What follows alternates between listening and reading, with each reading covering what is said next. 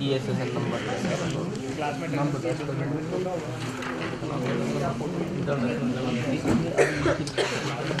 good morning. Today is the 8th day. We will talk about workflow.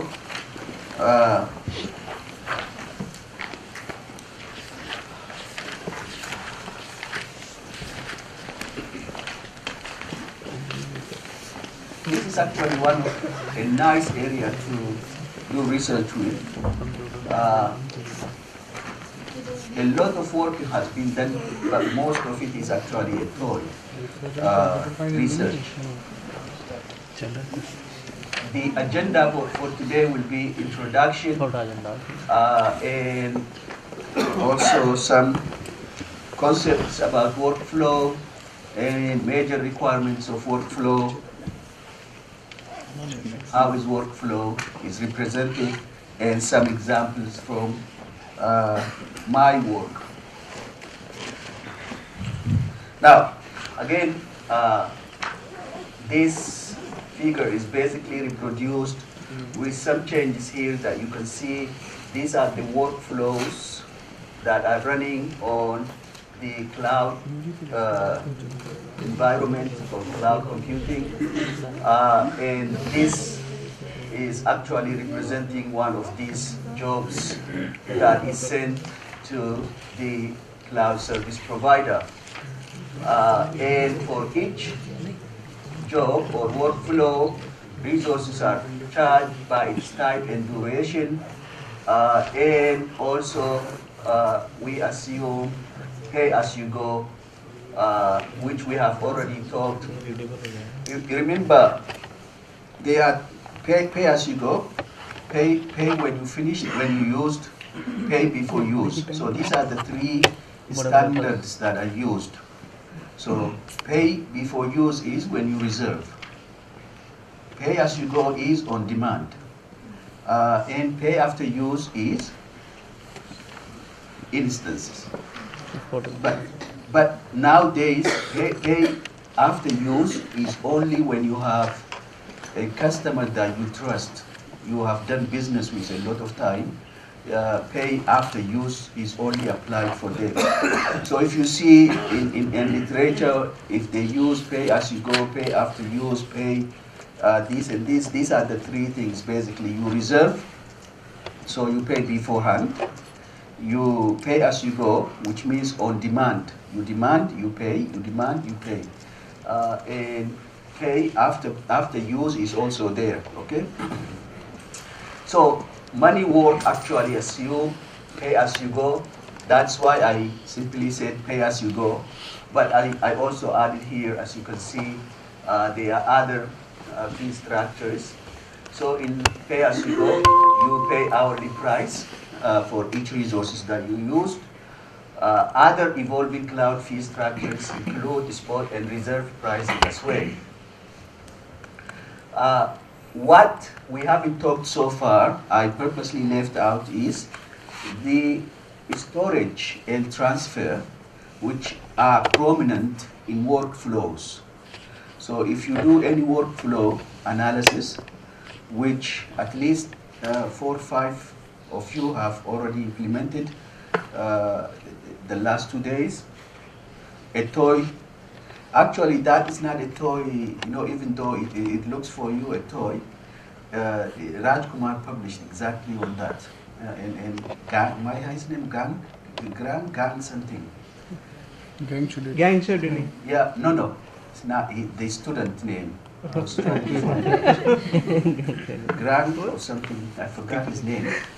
They actually published a paper on that in the journal.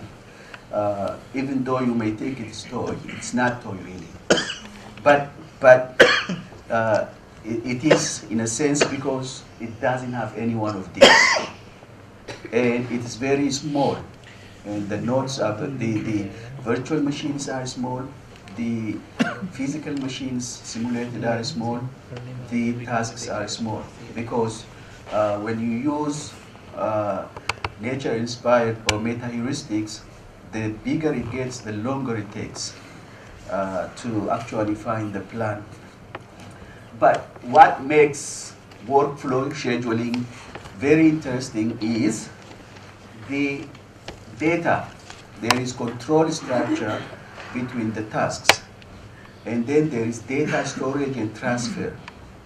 These are additional costs that we have to add into the original cost that we talked about earlier. So data transfer cost includes the cost to copy data to or from cloud over network.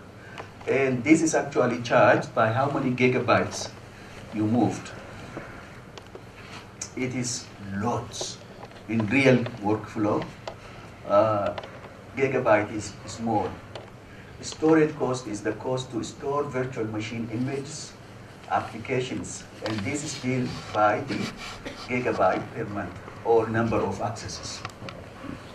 Okay?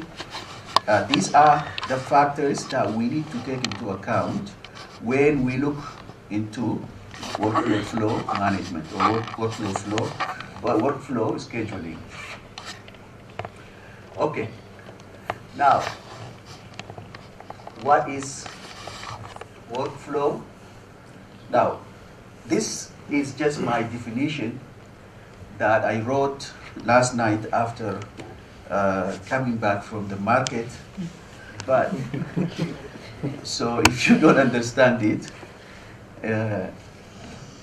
I try to say it is simply stated, workflow application is a divisible application with large tasks that has precedency constraints. What I'm trying to say is that it is an application, and this application can be divided into smaller applications or tasks. And they are, if you want to divide it, you can divide it as many tasks as you want. Okay? And then the tasks, there is precedency constraints. So there is one task, the parent, so the parent task has precedency over the child task. And then there is a data transfer that I didn't put here. So there is input-output from each task. Okay? And workflow applications are being used in many. So why we actually specifically deal with workflows is that you can see them in many scientific applications, particularly, and business applications, a lot. Most of applications in astrophysics are really workflow. And many bioinformatics applications can be represented as workflow. They are. I'll show you some of them. Disaster modeling and prediction is another workflow application that is used. These are real applications. And neurosurgical imaging is imaging. A lot of imaging applications are represented in workflow. Okay? So you can see that these are some applications, real applications, with some of the characteristics of workflow. That is why we actually focus, compared to other jobs or applications, workflow receives individual attention is because of its wide usage and a lot of constraints on the system and on scheduling it. So now workflow is really basically a very simple, graphically you can see, it is a very simple graph, but this graph is, it doesn't have cycle, okay? So and it is directed. You can't actually have a relationship that way. The relationship is always from one task to another in a hierarchical manner. So this is a parent, that's a child, and this is a parent for these tasks and so forth. So always the workflow applications are represented as a graph, which is a directed graph and has no cycle.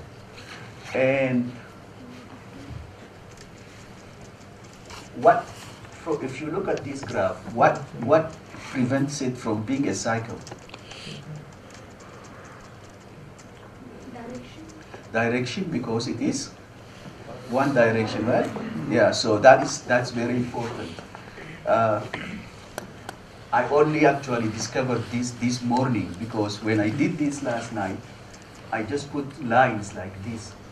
And then I looked at the definition here as cyclic. Oh, now, wait now. So I have to change the arrows. That's how I did.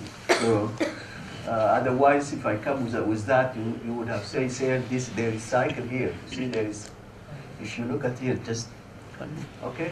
Now, the nodes represent the set of workflow tasks. The whole application is a workflow application. The whole graph is one application.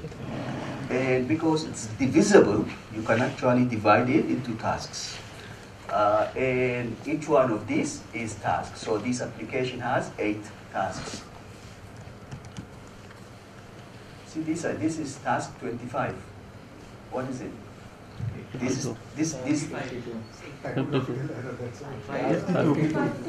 it's 5 only. This is 5, and I add 2 for some reason. I don't know what that means. Computation time. Yeah. Yeah? Maybe computation time. Now, the links represent the set of controls.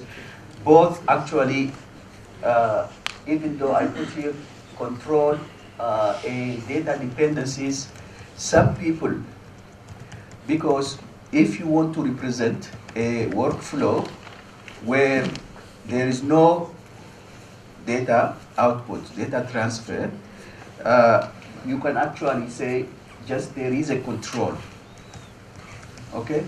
But if there is data transfer, there is also dependencies control as well as data transfer. Sometimes you will see that many people will put 0 here, okay? Even there is data transfer, they will say there is no cost of the network. So that's not realistic. So if you want to say there is no cost for the data transfer, then you just put 0 here, okay? Now, I actually did this, usually you have one node, one entry node and one exit node. So this has 2 entry nodes. In this case, we always create a dummy node. So a dummy node will be here, and this is called as an entry node. And then you have 0, 0 for this only. Because it doesn't do anything, it doesn't transfer anything. It simply says, you are, these 2 tasks are dependent on me. So we need to have one dummy entry, one, and then in this case, and one exit node. You always have one exit node and one entry node. So that's why I have 2 nodes like this. You will find instances, many instances like this. In this case, you just need to put a dummy node in there.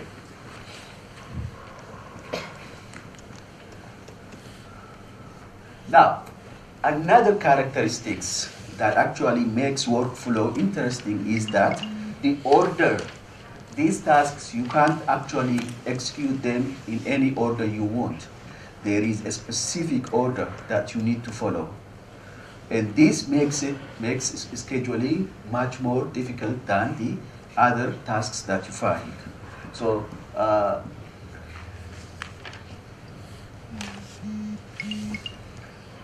now, you see this one, input-output.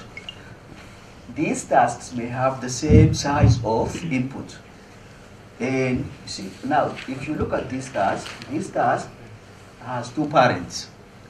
These 2 parents will send, if you say every task will send 50 gigabyte of data, this task will get 100, right? But this guy will get only 50. So the tasks have different IOs, input, output. Even if you assume that every task will get 50, there is difference by the structure of the task, the application itself. But this is not always the case, which means 50-50 is not the case. Sometimes some tasks produce more and send out, and some tasks produce small. So if you give a matrix multiplication, sometimes you know that we call it sparse matrix, where everything is zero, most of it. If you send a 0 row and 1 column, this task will produce smaller than the task you give, bigger and this. And the execution time also different, right? One will do more work, one will do less work. So again, not only in real life, each task not only compute or need different amount of computation, but it also gets and sends different amount of outputs. So this is in most cases. There are instances where actually they can produce equal amount of data, receive an equal amount of data. But the general scenario is what I just said, okay? Now, an interesting issue. Who is working on workflow? Three of you work, right? And you're working also on workflow, right? Yeah? Independent tasks. So if you see workflow scheduling or workflow work, very little they talk about input-output. Because now you're complicating the scheduling algorithm. You want to maximize the cost. You want to maximize other criteria that I will talk. Now, taking into account not only the execution time, but also the precedency, but also the data that it produces and the data that it receives. Some of these data are stored, right? So they stored in a disk that you need to read from the disk. Some of it are actually passed to you from the parent task. So it's an interesting issue here. Okay. Here is one of real applications for microarray gene expression. So this is one of the applications that we work on earlier, long time back.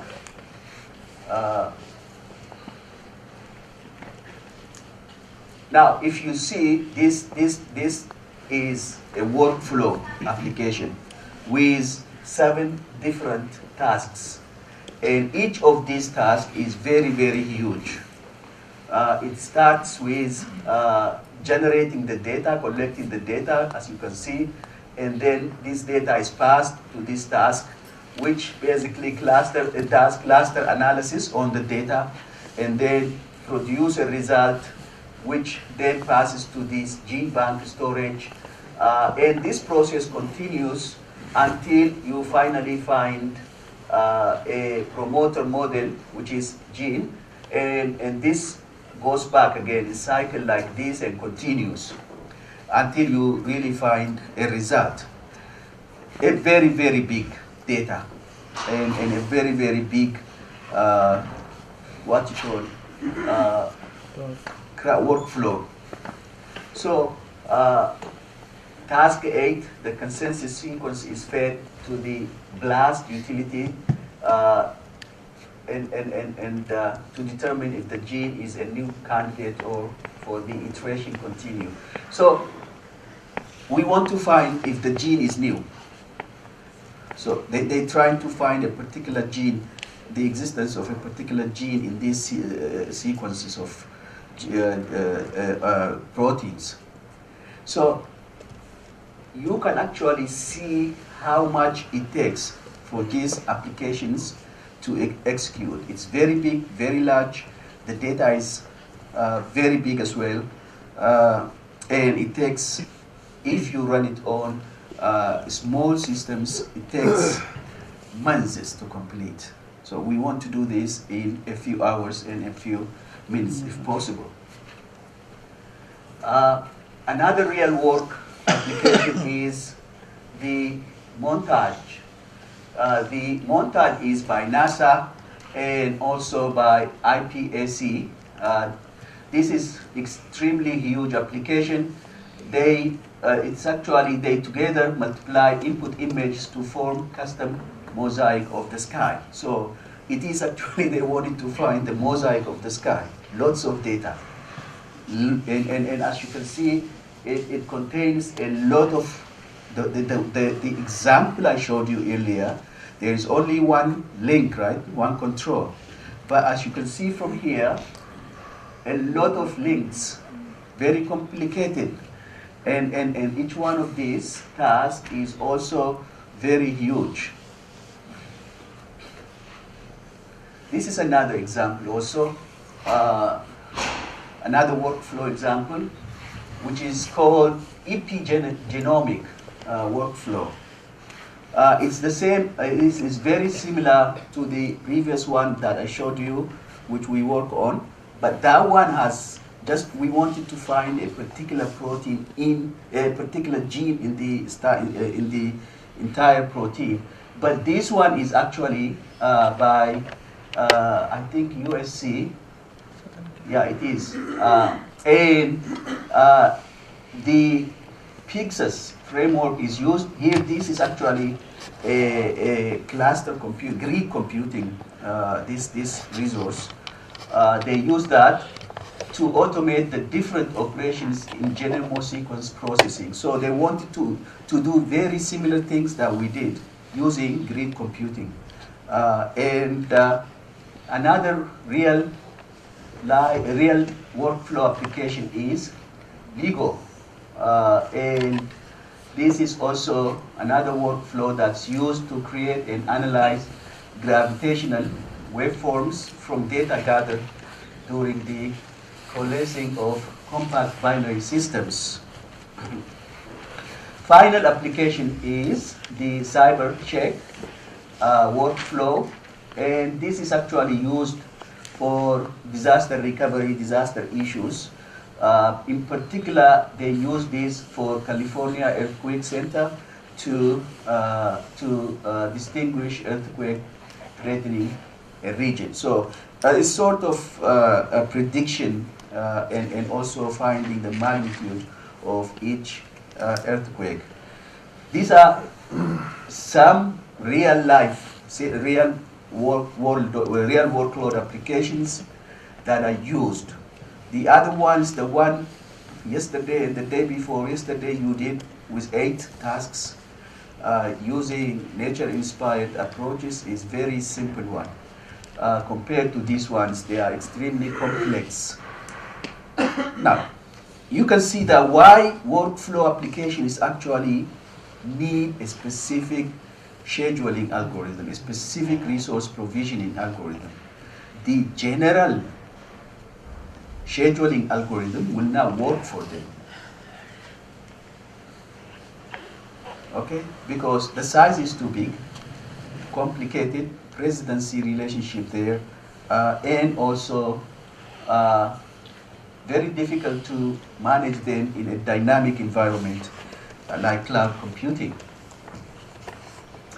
Now, let me take this particular one in detail to show you. You can see that it actually have specific steps that each group of tasks will perform. So the first task, which I call dummy, as you can see, this is also dummy. It basically splits the application into this first layer tasks. And these tasks then process and then send the data to another layer tasks to filter and convert the data that these guys produced. And then we have here at this level, this is the result that's converted. These guys then will try to map and merge together the results from there. And this task at this level will do the analysis. So, and the analysis will be basically about the disaster, earthquake. So what happens if this earthquake hits certain area of California? So they want, say for example, they wanted to focus on important areas, okay, where there is a lot of technology or a lot of business going on. If it hits there, what will be the consequences, both in human terms and in financial terms as well. So as you can see, even though this looks very simple, but it is very, very difficult application. This is another, this is actually this one. Where is Montogo? That one, okay? So you see, this is what we want to see in the sky. And the galactic plane workflow, it has 18 million input images, which is 2.5 terabyte. Remember, we say cloud charts per gigabyte. Now we're talking about terabytes. So the cost is humongous. Especially if you actually don't appropriately schedule your workflows, this will be very, very expensive computation. And the output is 900 output images. And if you do all of them, you have to multiply this by 17 times. And the CPU hours that this uses, that small thing I'm talking about, just that small thing, the workflow for that small thing. And so you can see that the scientific workflow management systems are designed to automatically distribute data and computation for these large applications. This is what we wanted to achieve. Okay? Here is the characteristics of the three applications that I showed you earlier. These are the correct images. For the montage application, the percentage of the I/O to computation is very skewed. 95% of time waiting on input-output is very, very high. Okay? So what does it mean, 95% of time waiting on I/O?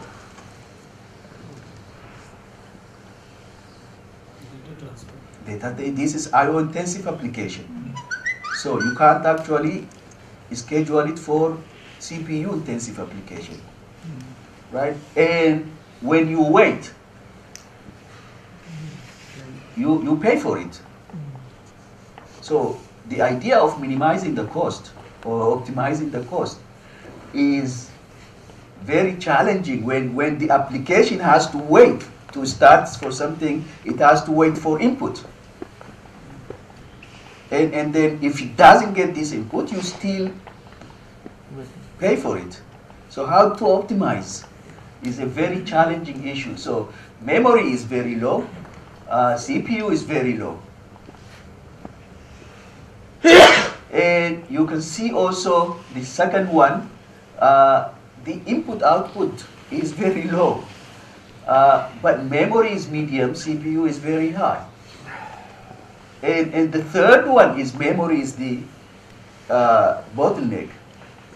So why I put this slide up is that workflow applications are not actually have the same like bag of tasks, the same characteristics. They differ, application-oriented. Because they are application-oriented, you can't actually design a resource provisioning approach that is only take into account the I/O or memory or CPU. So because you don't know the type of the application that you're receiving, even though it's a workload or a workflow. So I hope this example will convince you that workflow is not basically all workflows are not the same. They are different. Their needs in terms of processing, their needs in terms of storage, their needs in terms of input-output file size and memory all differ. And it's application-driven system. Okay, now this is all workflows actually need to be run through what is called workflow management system. Now this system, because you only get a application, then the system will also help you to break it into tasks. One of the main areas of workflow management systems is to take an application and then split it into appropriate number of tasks. But this is not actually 100% done now. You have to, as a user, you have to tell the number of tasks. Maybe you have to say more, you have to feed more information into the workflow management system. It's not at the point where we simply, here is the application, and then the workflow management system will appropriately break the application into the needed number of tasks. Okay? And this, the major, you also have to give quality of service specification along with the application.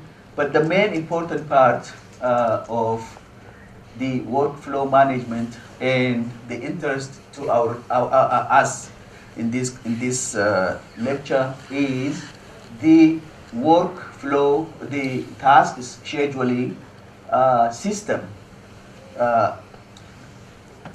When I give you this graph, I will actually put this in the original size. It's blurred, right? Can you read? Can you see it? No. Yes, You can see it. So it's blurred to me. I can't see them. Okay. So this is actually an ongoing. A lot of people are trying to build this. In particular, this is very active research around Europe. You guys not doing this, huh? Yes. You've been building. Okay. So it's very, very interesting, very difficult system, but I'm aware a lot of it is being built in Europe. My research group doesn't do this. We just build, we just work around that area and around the application area. Okay. Now, the scheduling or resource provisioning is basically have this kind of tasks, process and maps and manage the execution of the tasks, allocate also suitable virtual machines and other resources based on some objective functions imposed by the user, which I will actually look at it shortly. But question for you, how visible is the general scheduler for scheduling workflow will work? Yes? Jamia? What do you ask, sir? 9-8. Hakim? Sir, again, please the question. It is written here. How does the general scheduler? The only reason I ask you is because this is related to your area, because a lot of storage. That time January में pay किया. Anyone who wants to volunteer? उससे ज़्यादा होगा. Shagat? वो store में रखते हैं. No? Okay, I'll answer it myself then if you don't answer it. See, the general scheduling algorithms. Let me start from the one you all know. First come, first serve. Will not work here, right? Because there is presidency, there is a lot of data. And usually, if this task, if these two tasks, these tasks and these tasks come, depending on the number of machines, if you put this on one task and use time sharing or space sharing, then it will actually run them together. And if this task came before this, because it doesn't care, right? It will try to run this one. Remember, this is one application, and all tasks have equal arrival time. They don't have different arrival time. They can come in different order. And first come, first serve, we'll see. Whichever comes first, it tries to schedule it.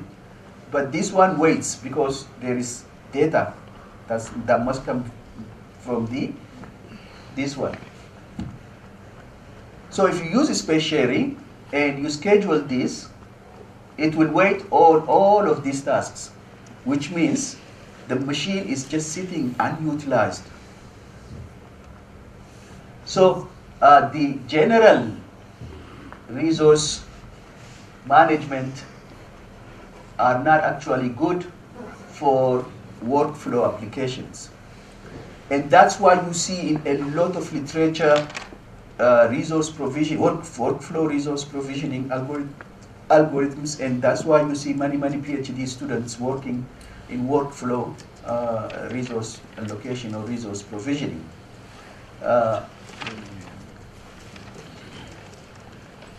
Okay.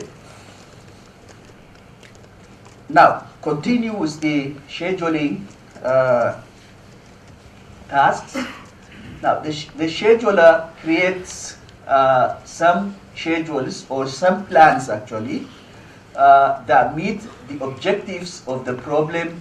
These objectives can be to minimize the cost or to satisfy, at the same time satisfying deadlines. As I have shown many times in the last few days, this is very difficult problem to solve.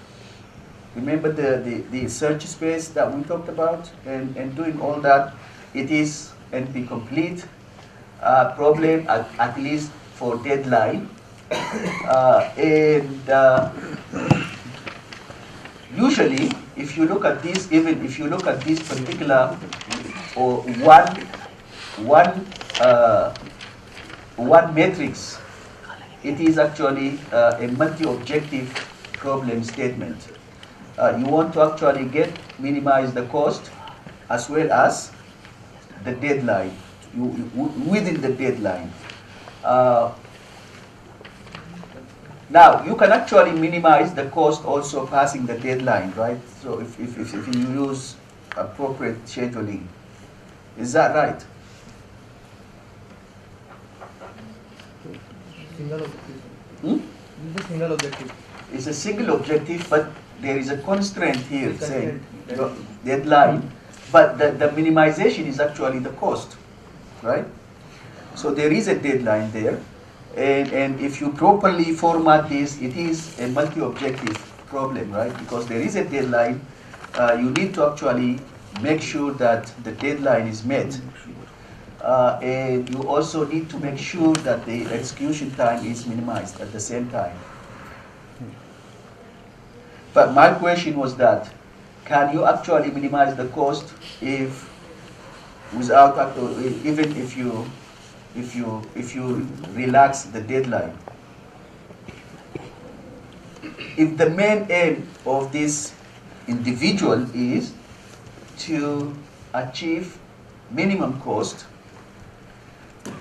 and this is optional, in other words, can be relaxed to a certain degree, but the cost, this is a budget issue, right? The cost is to minimize the budget as well as the deadline. Basically, I'm trying to see if you can still remember different types of fee structures that cloud resources provide. If you use those, you can actually come up with a way, a problem of solving this by using different fee structures together or individually, but you may actually need to relax this particular deadline requirement. Now, I will introduce this Pareto optimization tomorrow. I will not get into it today. Now, there are two types of workflow scheduling. These two types are called best effort and quality of service. Now, many people actually moved from best effort into quality of service oriented scheduling, particularly because now people pay for their applications. So they don't want the best effort. Basically, best efforts means the system will actually give you the output and will work on the application as best as it can. Whereas the quality of service, the system may introduce priorities because it has to meet certain objectives. So this is now more common than best effort scheduling algorithms. Overall, the scheduling algorithm for workflow can be divided into these three: meta-heuristics, heuristics, and hybrid. I have shown you all of these different scheduling algorithms. And we have also talked about yesterday about genetic algorithm. The day before yesterday, we have talked about PSO. And so there are other different nature-inspired algorithms that are used in solving this problem. This is actually now most common to solve workflow applications because it is multi-objective, multi-criteria. So heuristics are also used, but most of new resource provisioning use this one in particular right now. They are hybrid, but not too many. The one we did, which I showed you the other day, falls in this category because we're combining two or three different nature-inspired algorithms. As you can see that there are many scheduling algorithms to choose from, but each and every one of these categories have simplified some sort of, or made a lot of assumptions to simplify the problem, which make them very interesting research topics. So here are some best effort workflow scheduling, very common. Many people use them to demonstrate their new scheduling algorithm. I do not know, really, I never use them, but I know what they are. What this says is basically min-min algorithm. They execute the smallest task first and delay the largest task for a longer time. So you need to choose you basically here again the assumptions I just talked a few minutes back.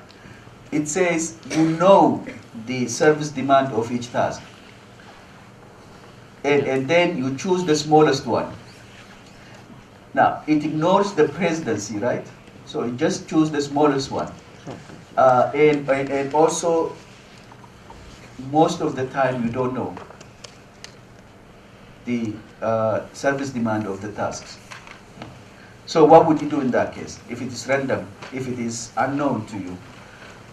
The max-min algorithm says choose the largest first and then the smallest. So run the largest one, then the smallest one. So these are really good to use them as a benchmark to see where your algorithm is actually in relative to this, its performance, because it is assuming it knows something about many things, and it's assuming that it's okay to run the smallest task before the largest tasks. Now they are good for bag of tasks that he is working on, but when you have precedency requirements, These algorithm work for the dependent task. It means work for scheduling. Come back. Minimum or maximum will work for the workforce scheduling. No, that's what I'm saying.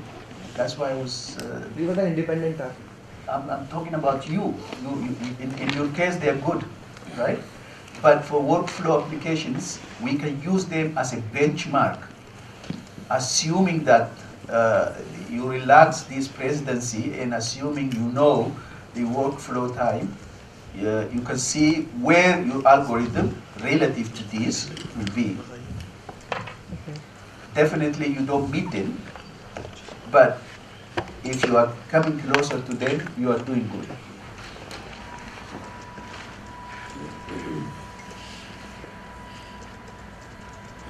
Okay, what are major quality of service requirements? A lot of them. Quality of service is used to measure the level of satisfaction of the service users, right? So in many different ways. This includes make span, cost, reliability, energy, and so forth. As an example, there is a deadline that I showed you earlier, and the deadline of a workflow is defined as the maximum, the last task finish, right? The maximum time it takes, right? And in workflow, it's very easy to find the last time, the last task that will finish, because we call it, you follow just the links and find the longest path. And that longest path will give you the task, the task that will finish last, and also the max span of the application.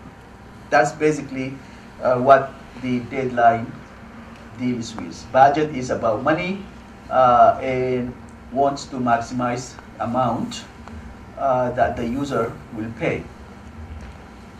So here is an example of make span. See the completion time of this task for all the tasks of the application.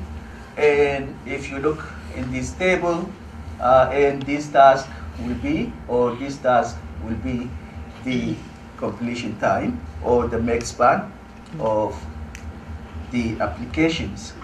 Now we can actually formulate this into this as a problem. Basically what this says is that we want to minimize this, right? This takes 12.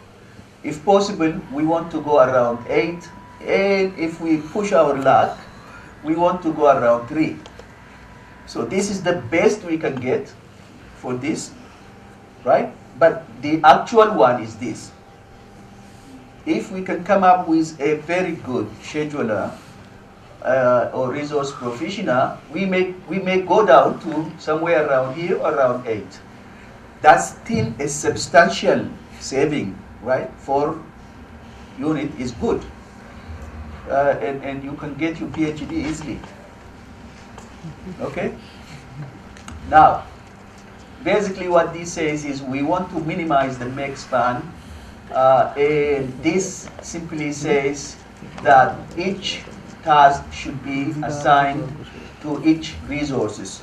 So one virtual machine to one machine, and the overall time that it will take to finish the application must be less than or equal to the deadline that the user set. And this is basically a variable that determines the matrix. If the resource is assigned to a task, the entry will be 1. If the resource is not assigned, it will be 0. So you can actually formulate the make span problem in such manner. And the second quality of service is the cost. Okay? Cost to the user, which basically related to workflow tasks to complete all tasks. Now, in terms of optimization, the aim is to minimize the total cost to the user. And again, you can formulate your objectives, your problem statements in such manner that you wanted to minimize the execution time on this machine or each task, task I, will be running on this machine, and you want to execute, minimize that time, and this is the cost on this machine. So each machine will have a separate cost on which the task runs, and this will give you the sum of the tasks. And you can actually now look into this. This is the execution time of a task on this machine. Take away the minimum time, which is the minimum execution time, and also the maximum execution time, less than the minimum time. So this is sort of the average.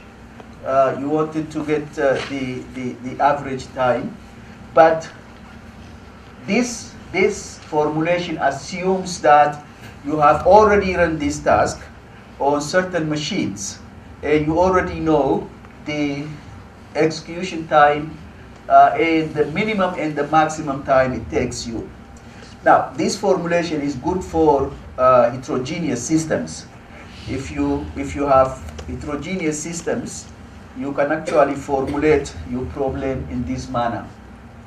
And each variable that you see here are explained here.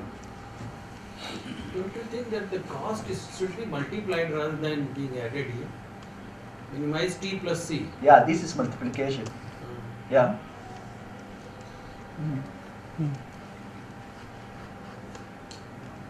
Yeah, should be correct. Because that is monetary cost of Yep. using the machine. Yeah. So time multiplied by cost will give actually Yep. the cost. We did this before. Yesterday I used multiplication. The day before yesterday I used multiplication. Probably typo. Yeah, because I couldn't come back home last night, and all due to this guy who left me there.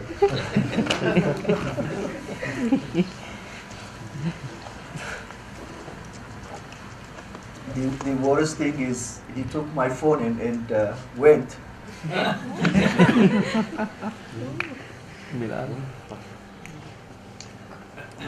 Okay, I will clean up this slide before I give it to you today, okay? Here is the multi-objective criteria. Now, as I said, it is actually become multi-criteria, multi-objective application. We know that, but particularly the cost, the deadline, the budget. Now, even though many people just use one particular criteria, budget aware scheduling, cost aware scheduling, but they all actually should actually now look at multi-objective criteria. So the research problem, the first research problem for you today is meta-heuristics or search-based. We looked at all these in the last few days.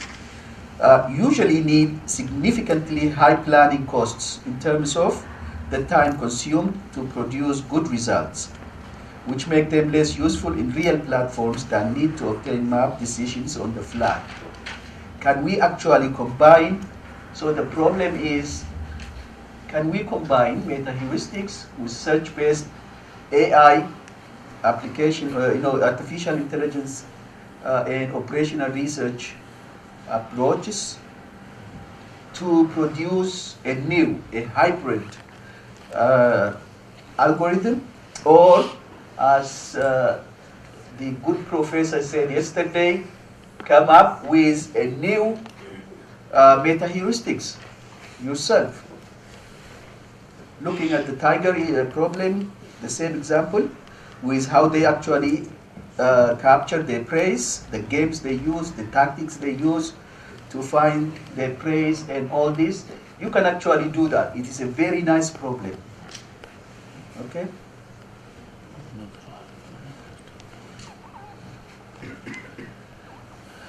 Okay, how is workflow is represented? Remember these two tasks? Sometimes you don't also have the output, the result.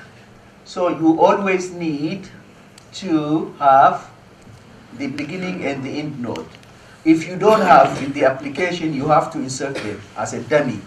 So in this example, we have inserted 2 dummy nodes, and the workflow, you can see here, this link is also the cost in terms of the amount of data that you have to pass, and each arc, EIGAT, which is from T1 to T2, represents the control that this has to run before this task will run. And as I said, these 2 are dummy tasks that do nothing but to complete the graph as a cyclic directed graph. That's why we need to, first of all, represent the application into this way, and then when you implement it, okay, you need to capture these relationships, okay? To capture that, you need multi-dimensional array, 2-dimensional array. And here is these 4 tasks, and also you have 4 tasks there, okay?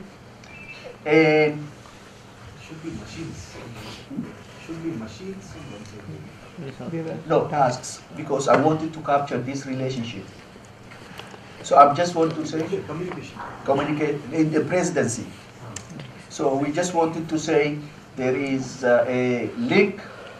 Now there is no link from here to here to itself. So we put 0. Okay, and there is link to 2 and to 3, 1, 1. That basically tells you there is a presidency between these 2 tasks. So 1 is the parent of task 2 and task 3. You need to build this table. Okay? There is another table you have to build. If you look at this, I put here value here. Okay? So even though the reason I didn't put it here is because of time, I didn't have time, but you need to build the amount of data that is transferred from node A to node B. Okay, that is another table exactly like this. I mean, the same table also can be converted. This one. In place of placing 1 and 0, you can place some values. Yeah. Representing communication. Yeah. Yeah. Yeah. But if you wanted to make it complicated, then you can do it this way. But if you just wanted to simply see the whole thing, and then once you become professional or very good in writing very sophisticated code, you can do that. You can basically say, comma, there is one, task 2 says, I am the child of task 1, but I also expect, comma, 2 megabytes of data. So you can also do that way. Right? So in this case, what do you use? You use dictionary, because dictionary will give you the value, and anybody knows dictionary? Key and value, right? So that way you can implement it by using dictionary. Okay? So you don't need matrix in that instance. 3 is related to 4, 3 sir. to 4. 3 to 4, and there is no 1. There is mistake here, right? Yes, sir. I'm very glad that you guys are wake up.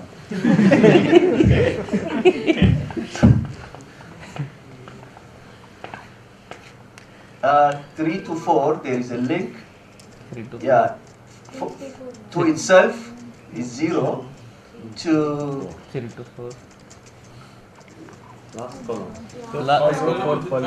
Third row, This fourth one. column. Yes, sir. Yes. there is 1 here, right? Yes, sir. Yeah. And then there is 1 here too. No, he is not. 3 to 4. 2 to 4. Yes, 2 to 4 is there. Oh, 2 to 4 is already there. Yeah. So, okay. We will clean this together.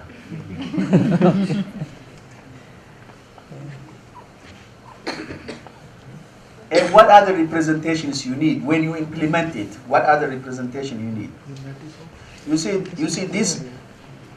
Yesterday I told you to actually create a file, because you can't actually put in a system an array of two-dimensional array of 100 or 200 tasks.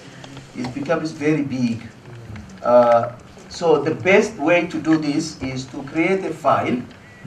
Really, if you want to do, you can do it in Excel and save it in TXT, and then read it in your program from the file.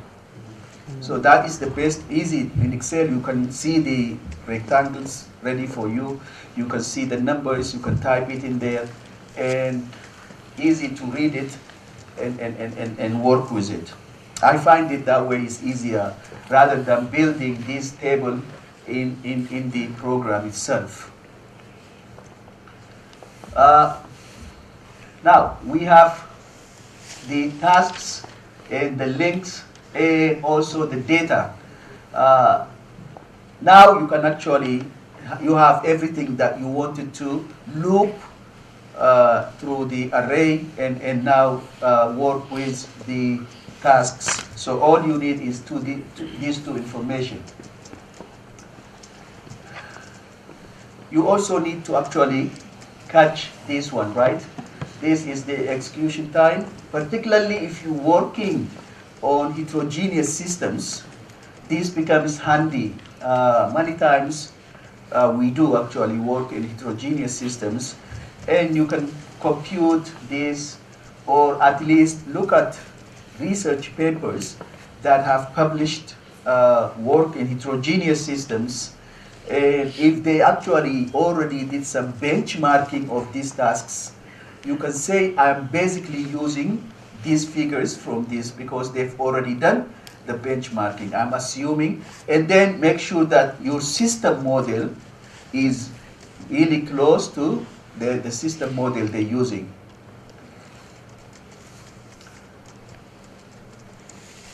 And this is the transfer time that you need to capture here as well. Okay? Any questions?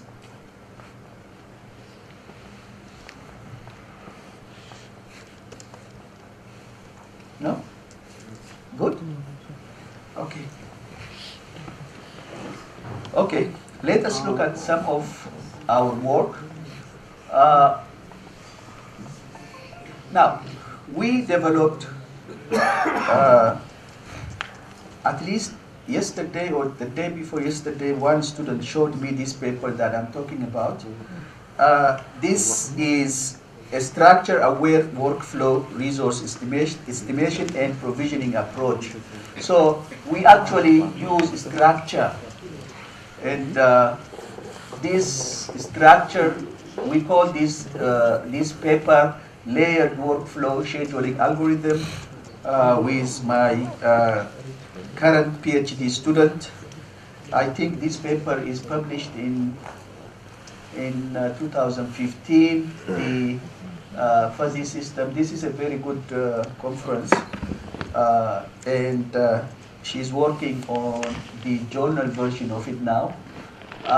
Basic, huh? What? You want the paper? I'll give it to you.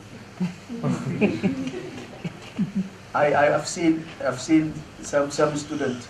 These students become very tricky. They don't show me the paper, they ask me questions from the paper. and the same thing happened to me yesterday also. He was asking me questions, I was trying to help him all the way, and then finally I realized that he was asking me the same paper about this workflow. And when I tell him, you can see my paper, he say, yeah, here it is. So basically what we do is we look at the structure, we exploit the structure of the workflow, okay? There is two things we do. We actually estimate the number of virtual machines as well as the resources. I will actually see, the question is how many virtual machines we need to execute the problem of over-provisioning and under-provisioning. Now, how is over-provisioning occurs? Let me show you how in workflow over-provisioning occurs, particularly those of you who are working for your PhD. So if you actually reserve 1, 2, 3, 4, 5, 6, right? We have 6 tasks. You reserve 6 virtual machines. Okay? By the time you come to this, a lot of time has gone. You paid more for this, for doing one task. This is waiting on this. You pay for this waiting. So you do like this, all of this. Now, this is a small scale, right? Multiply this by very large number of tasks. The cost is multiplied also as much. So this is one of the problems we want to solve. This can happen for over-provisioning. You can also say, I will use 3, and then you find out yourself, you find you need more. But at a time, only 2 machines will be required. So if you go by this layered approach. That's layered up. That's what we do actually. So that's what I'm going to demonstrate to you. So one of the aims, this is just one of the aims, is to address this particular problem, over-provisioning and under-provisioning issue, which is basically the number of virtual machine required to execute the workflow.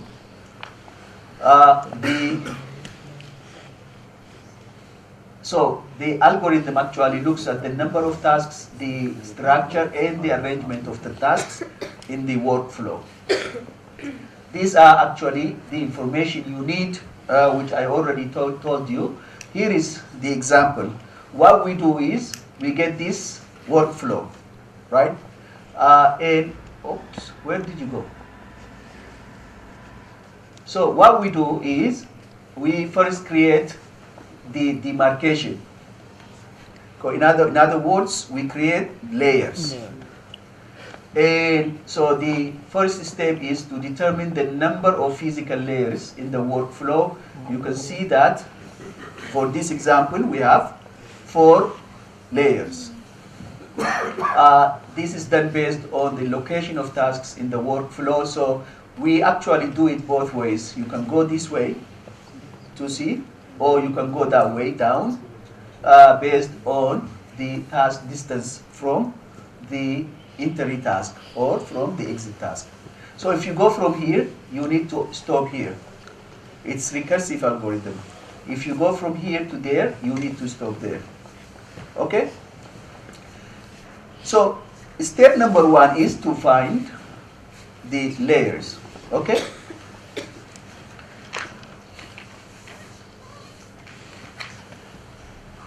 Step number 2 is to create a priority for these tasks. And we also, you see, the dependency based on the dependency and computation time. So we look at, actually we also look at communication, not only presidency, dependency, computation, and communication, 3 things. This is achieved as follows. We keep priority list, priority link or list, and we do forward and backward scan. We want to determine the number of children when we go forward.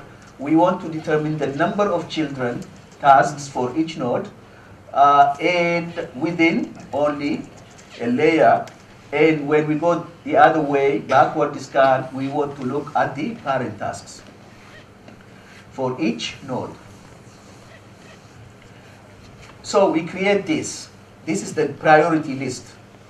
Now, if you look at this, and you can see that task 1 has this is the computation time, and then the communication time of each tasks.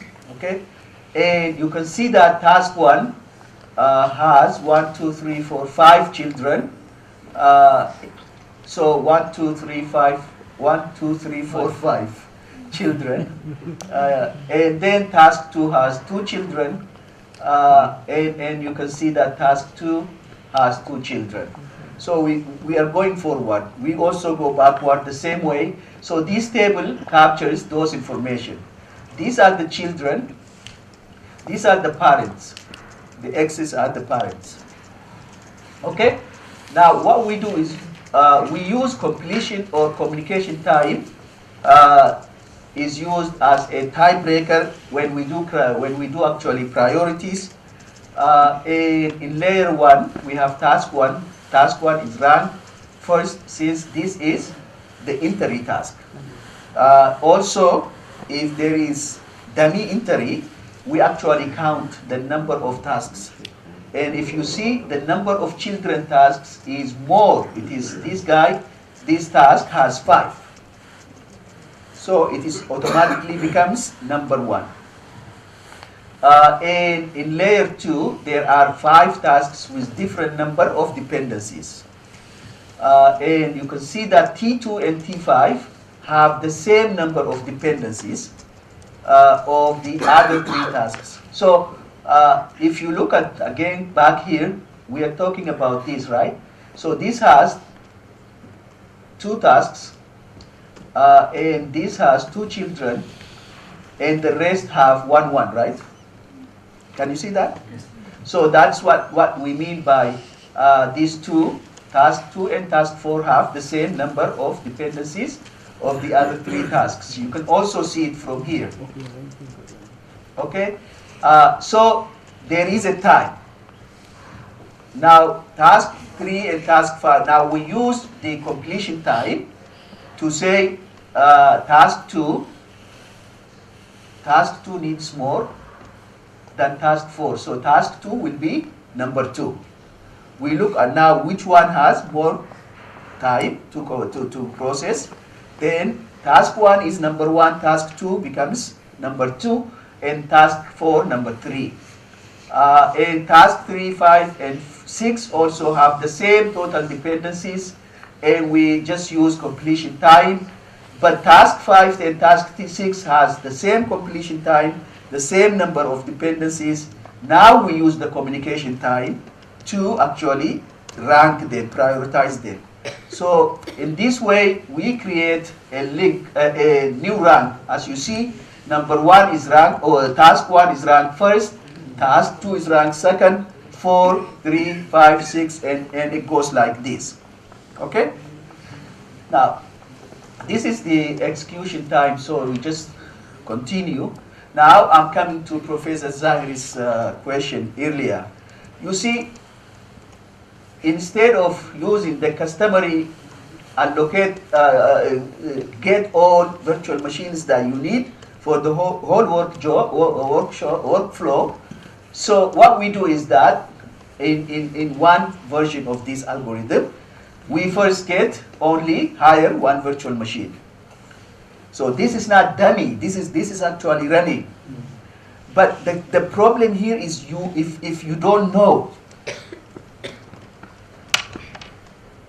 the execution time, this is a problem. So if you know the execution time, you can actually plan when this is about to finish and then hire this one quickly. But here, assuming that you know the execution time, then first you hire, and as soon as you are about to finish this, you hire another 4, and then you hire another 3, finally you hire another 1. So this way, instead of really hiring all of them at the same time, we hire when we need it. This is actually the idea of cloud computing, right? On demand provisioning. Scale up and scale down and scale up. That is what we exploit in here. So we actually minimize the cost. So we choose to follow different approach. Resources can be acquired at any time and released when they are idle. So this is one way we actually did this work. And the second one is to now explore the architecture or the structure of the application itself. So what we did is that, you remember the layers, we have 4 layers, right? And we have about 10 tasks. If we divide the number of tasks by the number of the layers, this will give us the maximum number of virtual machines we need. Okay? So we use this to say, okay, this is, if I want to really run this application, and I don't want actually to know about the execution time, this is what I'm going to do. I'll get this money. Okay, but what we need to do is to also now apply a process called cost-guided compaction process. So if you see, some of the tasks can actually be mapped on the same virtual machine. That's what basically the compaction, cost-guided compaction will do. As you can see, this is a very simple compaction, but based on the cost, how much it costs. If I compact these 2 tasks, how much I save, how much it costs me. By doing this, then you get something like this. Okay? Now, you know that you only need this many virtual VMs. Again, by doing this, we save a lot of money, not as much as this one, because there is some sitting and waiting. Okay? Again, you can see, but the advantage, the second one is we don't really need to know about the execution time of the application or the tasks. But with the second logic, like the T divided by layers, Yeah. now the total it will be 10 divided by, let's say 4. 4 layers are there. Yeah. So that will be 2.5. Yeah. Let's say 3. Yeah, so it is... 3 VMs are required. yeah. But actually 4 VMs are required if you go by the first one. But we are compacting, we are applying compaction here. So we actually need even less.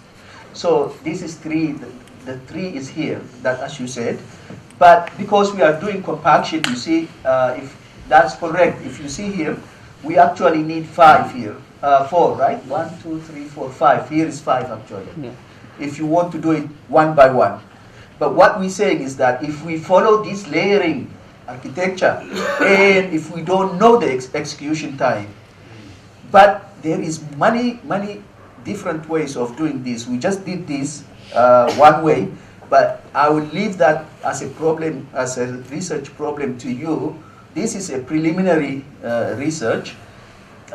One way we said that if I don't know the execution time, right? Another assumption, I hope that it is there. Let's say T2 is passing the data to T8 and T9. Yeah. Some communication. Yeah. Is it the same data that is being passed, or the different amount of data, different set of data? It could be different amount of data. But you have considered this as 8. Let's say if you go with the previous matrix. This this one. Let's say T2. The communication, if you look over at the T2, it is 8. So it is 8 for both. No, the communication cost is 8 from here to there. So this is what? 8 means for T8 and T9 both it is 8. T8, T9, yeah, it's 8 from it. So it means the same set of data is being. The same setup for this. You were talking about the execution cost. Maybe it can be estimated by the use of VTC simulation benchmark, because if it is easily it can be done. Exactly, yeah. You can do that, exactly. Actually, I have also with one of my students proposed the same model but using this layered approach, but for great computational systems. Oh, okay. So there we have divided the entire workflow into layers, and then for each layer we have used MCT layers, and then we have implemented that. Okay. But I believe, I don't know if you have already explored that, but if you use task duplication here, so maybe the time can be further reduced. We actually did that also, but we is also taking into account for fault tolerance. She did that. So another objective she put there is reliability. So and then task duplication is done in there. but there are a lot of scopes. I personally know that you can do this in many different ways, and this is the structure. Exploiting the structure of the application is a new area. Actually, not many work exists in there.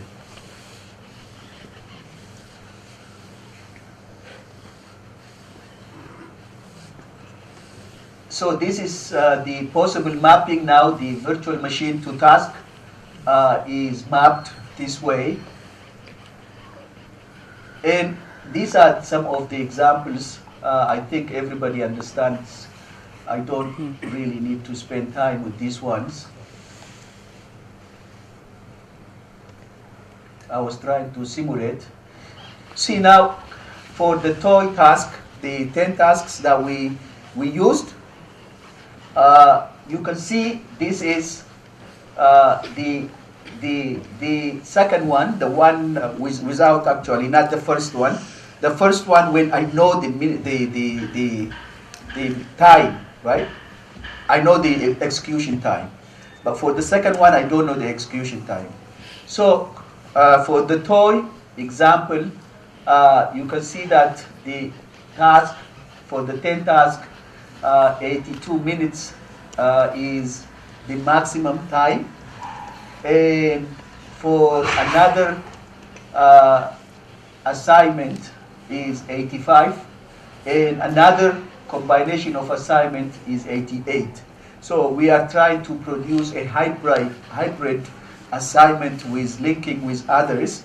But if you don't link, if you don't produce hybrid, is much better hybrid algorithms to do the mapping. This is what we actually concluded.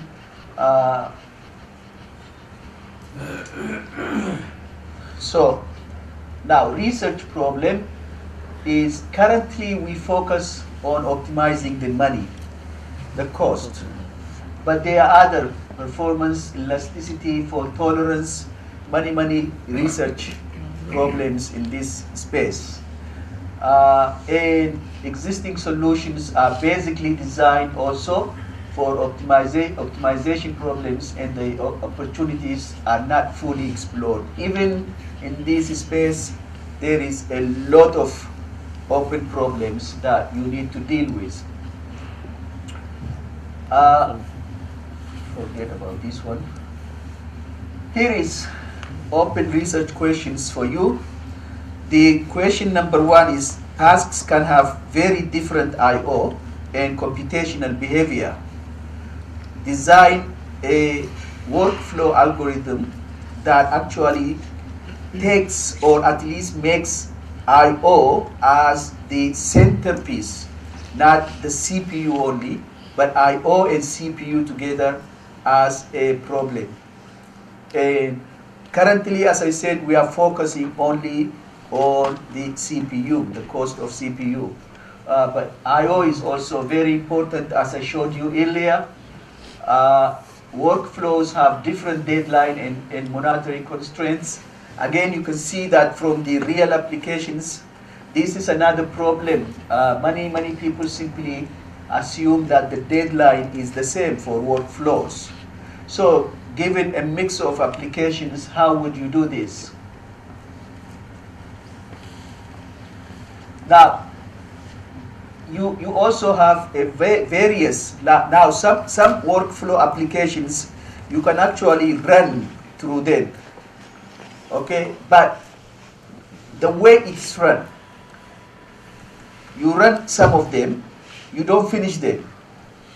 If you actually find a wrong result, or the result is not good, you go back, you stop and change and come back to it.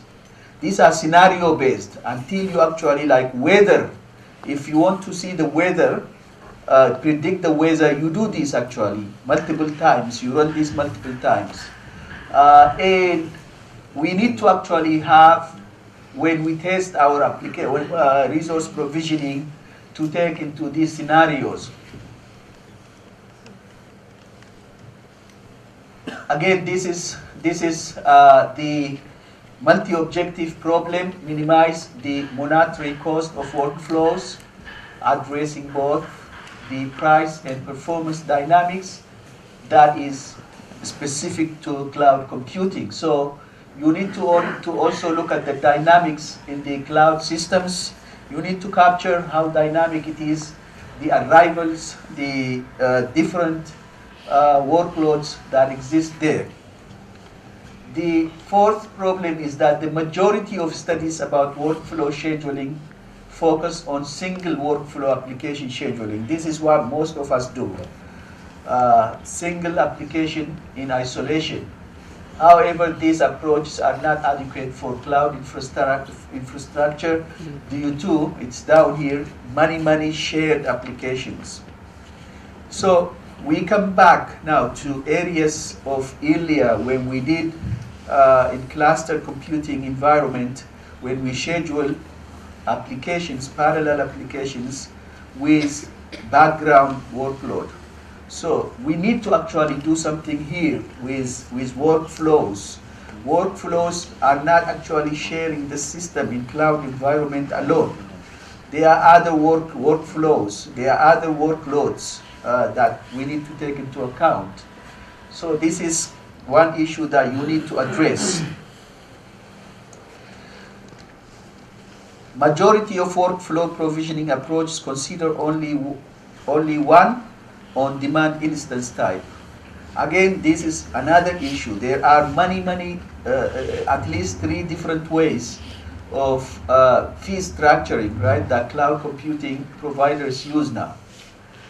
Is there a possibility to actually use workflow application scheduling with different types of those fee structures, either in isolation or together?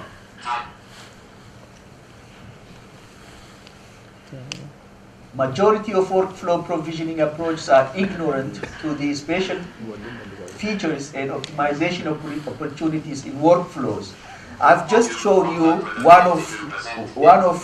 one of these problems that we did. We actually used the structure of the application itself. So there is a lot of opportunities to explore this, looking at what are the possible optimizations we can still make within the application itself also. We need to compare cost and performance of different distributed storage systems for sharing data in workflows. This could be a master's problem, a very good problem, benchmarking, studying in terms of storage of workflow, big workflow data, the storage aspect of it, how much it can cost if someone stores data, accesses data, and do the benchmarking, will be a very good master's degree problem. So again, this one is related to one of those problems. We are ignorant. We ignore completely the existing load on the system. We simply assume that all resources that we need is available. We don't share. And if you take those issues into account, what will happen? And this will be another interesting problem. Any questions for me?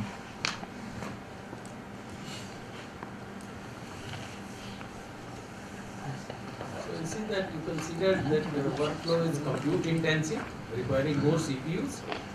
Workflow is IO intensive, requiring more communication. And then one is memory intensive also. What is the meaning of this?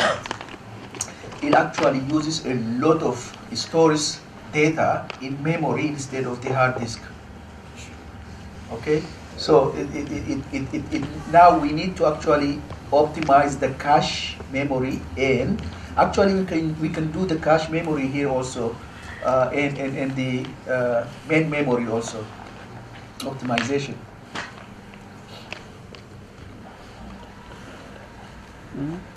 Zahid. Sometimes in some workflow applications, it's very important to consider the critical path. Yes. Yes.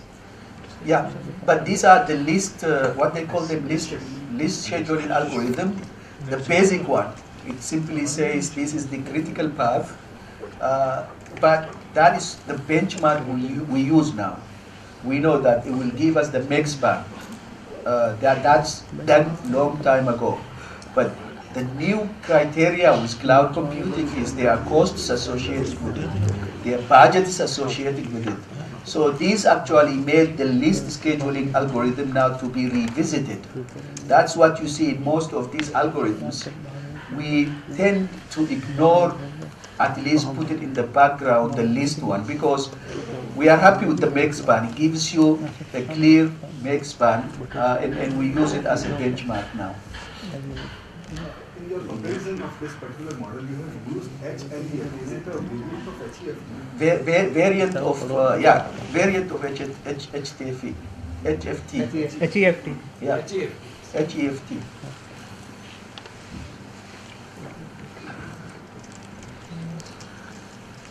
Also, sometimes the workflows may be very complex to divide it into the layers, clear-cut layers, some sort of fuzzy dependency. So then layered approach probably may collapse. It may collapse unless some PhD students can come and come up with a very good way of constructing it. Actually, I believe it is very easy, right? Because you just move the way we did it. It's at least we think is easy, because we simply look at move up from bottom to from the entry. Go see just who is the children. If it has children, we just say okay. We use also matrix. We not actually that the one I showed you is just for visualization. We capture it in matrix. Okay.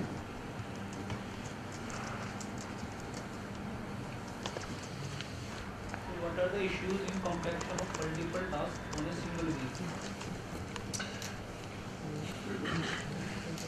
One is to find out exactly. This problem have already solved before, but we simply used it to find actually if you want to reduce communication, you can pack two tasks together. Okay, so and when you pack two tasks Use communication, we can use duplication as well. to reduce, Communication, To- use duplication of tasks.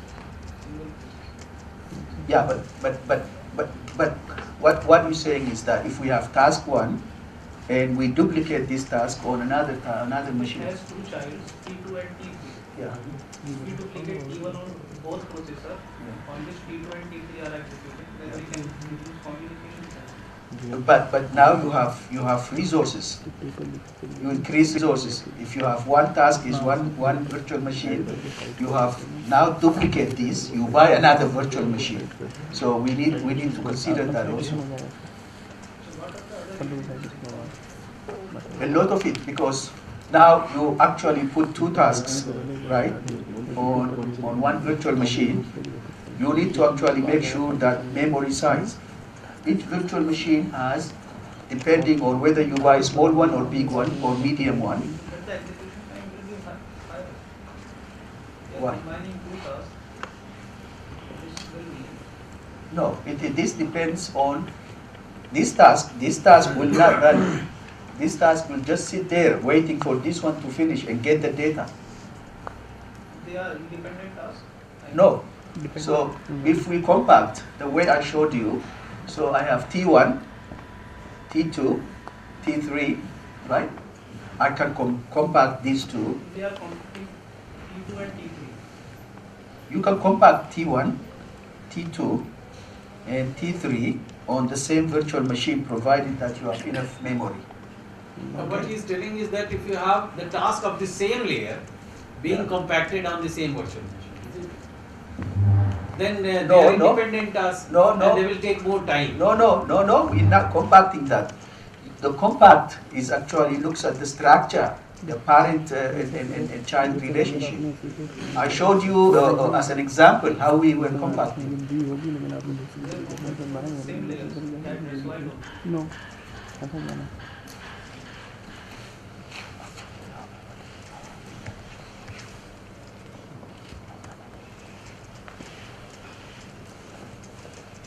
This is how we have. This is an example I have.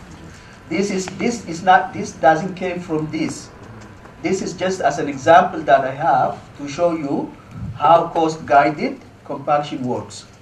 So it is simply compacting the children with parents.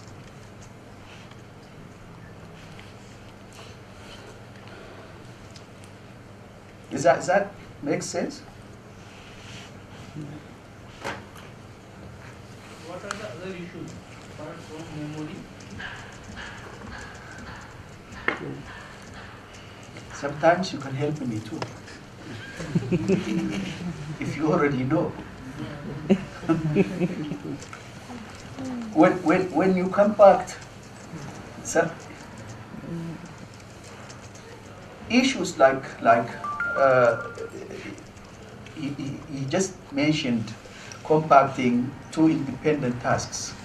What will you get? What benefit is there for you? Is there beneficial? You can look at also some cost analysis there. You can do that. But apart from really, don't compact a lot of them together. Remember I mentioned in one of my lectures, what is the optimal number of tasks we can actually put in a virtual machine. But this is already, I mentioned it as a research problem. Is a hard one also.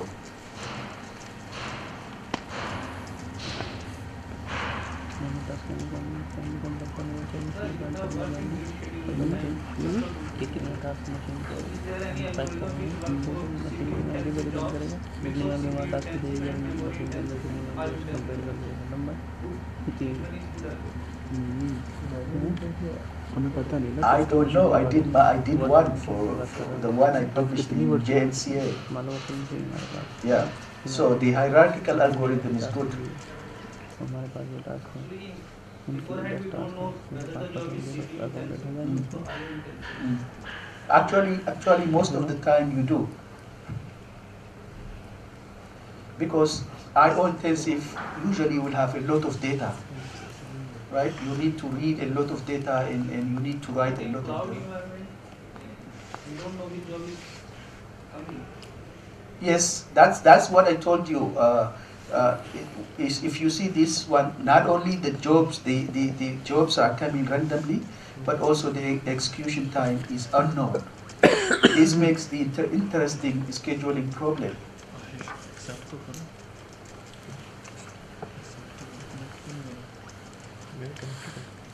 I know you guys have done some work in this sphere, where the tasks is unknown, the arrival of tasks is unknown, the execution time is unknown. But this is the common problem. Online scheduling, yeah. And if you talk about online scheduling, only few people know about online scheduling. I actually went to a conference, some lady presenting a very nice optimization algorithm, and I told her this is offline. And how can you tell me the online version of it? She just said, I don't know what I'm talking about, and I kept quiet.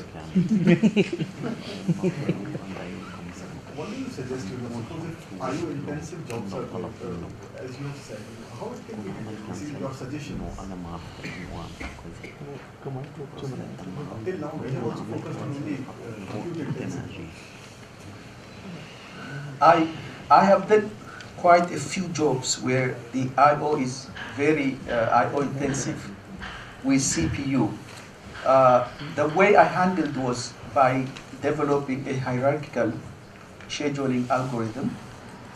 This hierarchical scheduling algorithm actually it switches between IO and scheduling IO and scheduling CPU, but it's switched like this.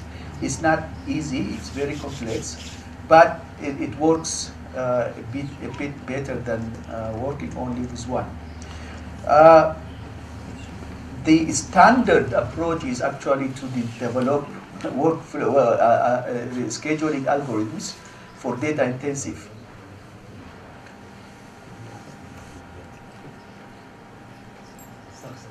It's okay. Any other questions? Yes?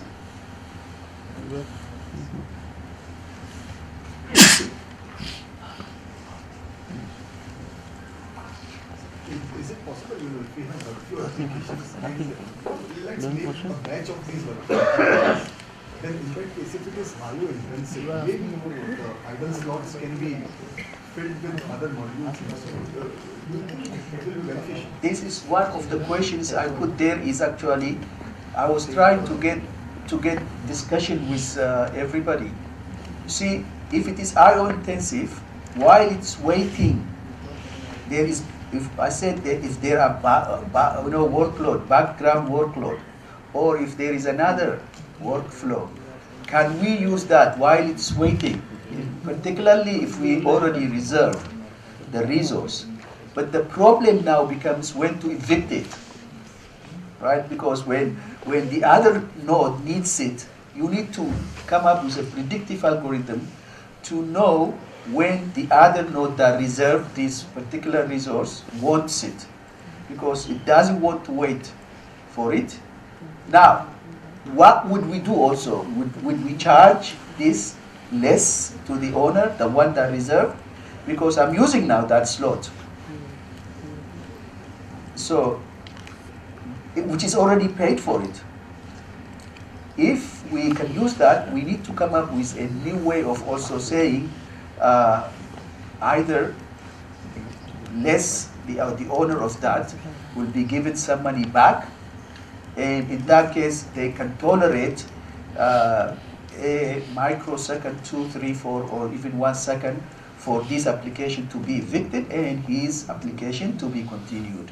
If there is no reward, then you have a problem. So come up with a way that to share these just reserved but sitting resources with some fee structures that will reward the owner who reserved it, and then the owner also will be patient a little bit, and it will work very well.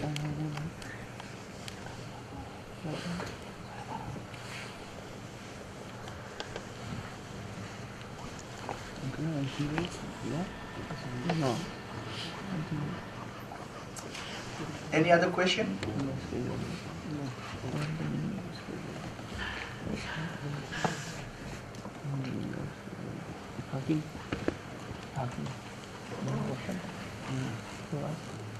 Okay, so we'll come back in the afternoon.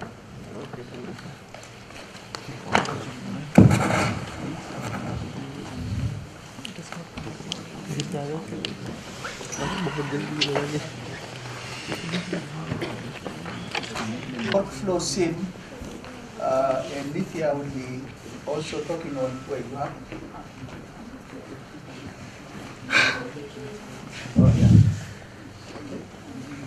We have workflow sim, a new simulation package specifically that deals with workflow, and I just saw it today. I didn't know it before. It seems to be easier than the cloud sim. He has been using it, and so he's going to explain how it works, and we will see. And then Livia will talk about the PSO. Okay. For scheduling workflow in cloud environment, there is a tool which is known as Workflow Sim, which is the extension of the Cloud Sim.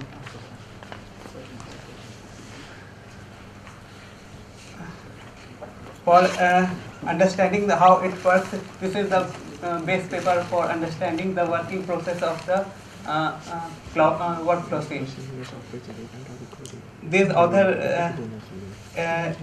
introduced the Workflow Sim, and for understanding purpose, sir, please come over here.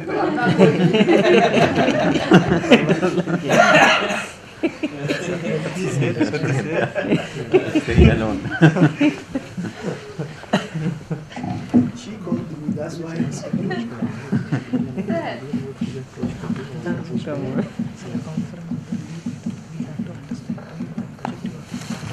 It is visible? Yes. This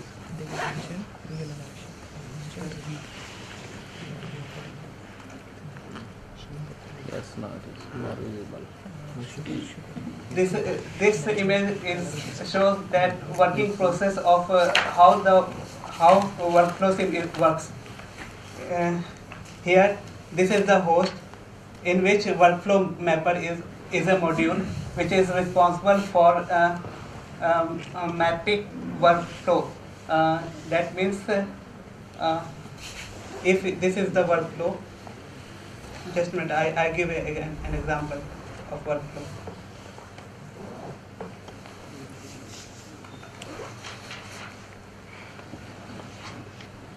Okay, in workflow sim,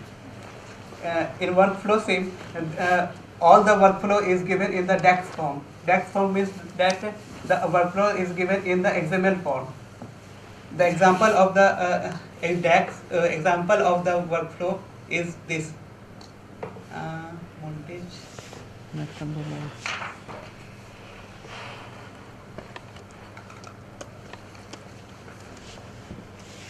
This is the workload.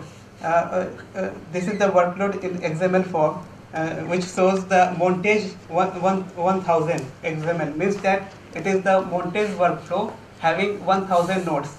Okay. This is visible? Okay. Yeah, no.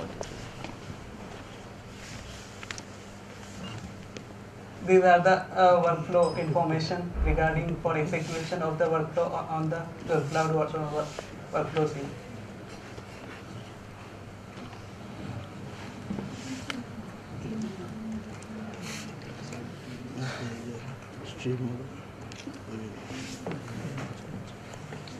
Now, workflow mapper is responsible for mapping DAX, means that XML form of the workflow to in the form of the task. This line, read this line. The workflow mapper is used to import DAX file format in XML and other metadata information such as file size. After mapping, the workflow mappers create a list of tasks and assign these tasks to the execution site. A task is a program or activity that a user would like to execute. Okay? Understand? Yeah. Now, clustering engine. Clustering engine is responsible for workflow. It contains many tasks in the DAG form. Then how to Map tool task. just a minute.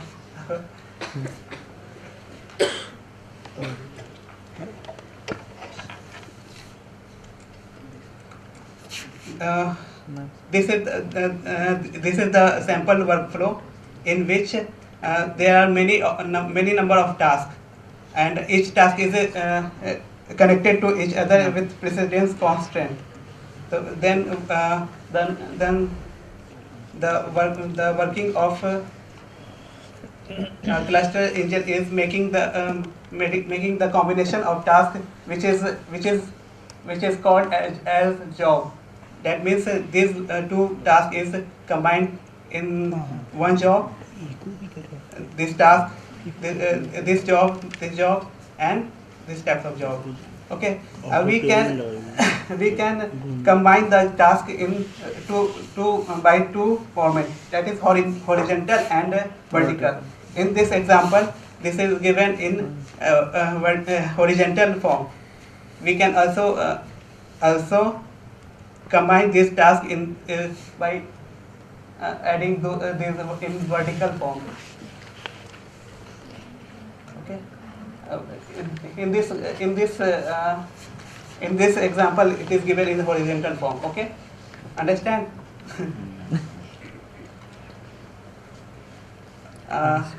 Clustering engine. This is the responsibility of the clustering engine for combining the task in the form of jobs. Now, the working of workflow engine. The working of workflow engine is to the working of workflow engine is to apply the constants. That means the task. That means that this task is not executed before the task this. This is the responsibility of the workflow engine. Means that that is responsible for making constants. Understand? Now we are going to workflow scheduler. Workflow scheduler maps the job to the processing elements. Means that virtual machine. How to schedule the jobs in the available virtual machine.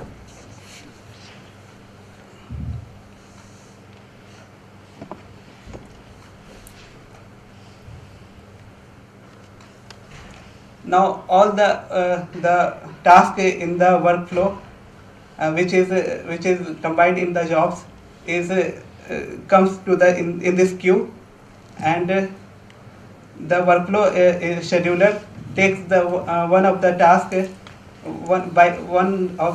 and schedule this task send this task on the remote scheduler.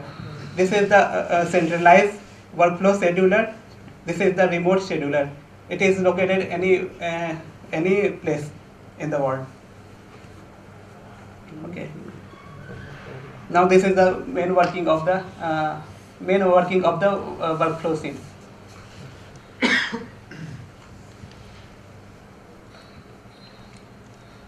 This is the sample example of the montage workflow having 18 number of tasks, which is combined into the 1, 2, 3, 4, 5, 6, 7, 8, 9, 10, just 1, 2, 3, 4, 5, 6, 7, 8, 9. 9 number of jobs. 18 number of tasks is combined into 9 number of jobs by using horizontal manner, which is done by clustering engine. Okay. Now I am going to introduce the workflow sim, how workflow sim works.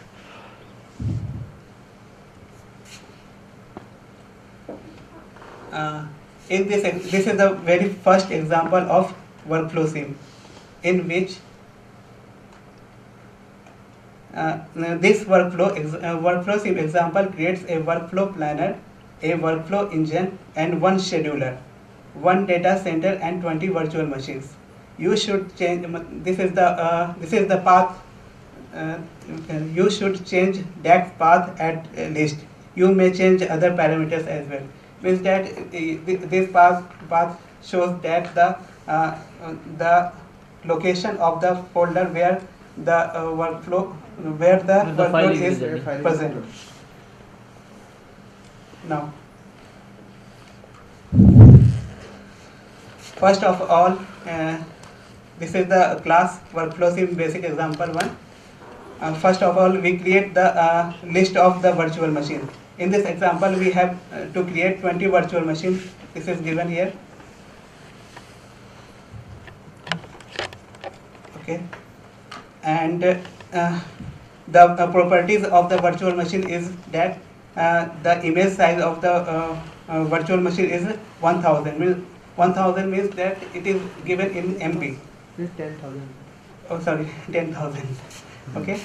RAM is given in 512.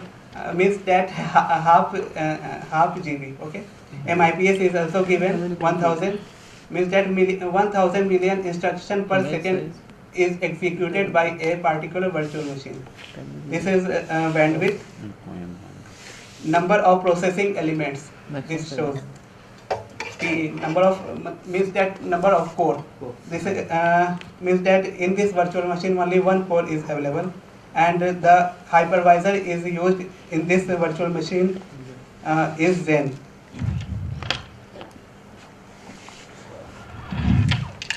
Now here the by using for loop we create 20 virtual machines. all virtual machine is added to the list. This list. All are homogeneous. Yeah. All virtual machines are homogeneous. Yeah.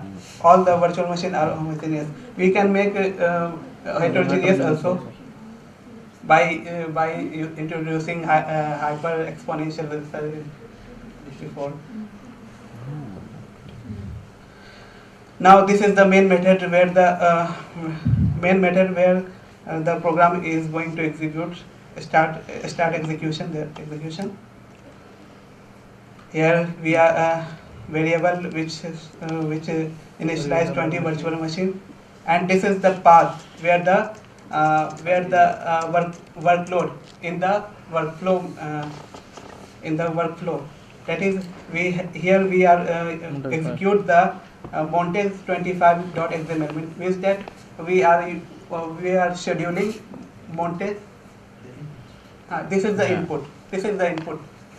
And the input is the Montes 25, means that Montes having 25 tasks. Okay.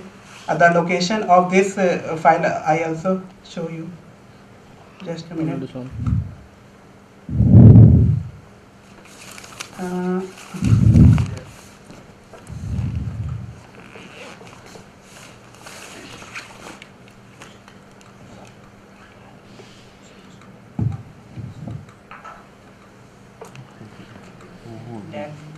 This is the location of input workflow. CyberShake, it is also a workflow having 100 nodes. CyberShake 1000. Epigomics, it is also introduced by sir in the morning session. Epigomics 25, HEFT paper in spiral, Montes 100 nodes, Montes 1000 node, Montes 25 node. These are the this is the location of the all workload in the form of workflow.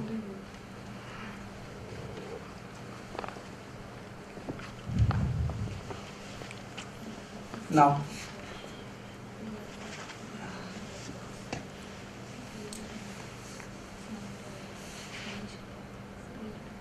there are various parameters we have to consider for scheduling the workflow in the workflow sim.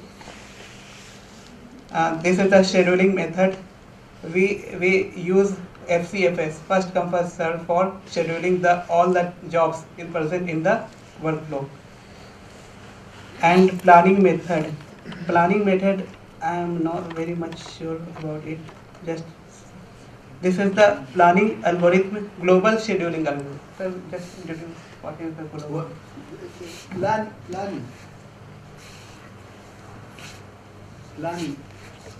Planning basically means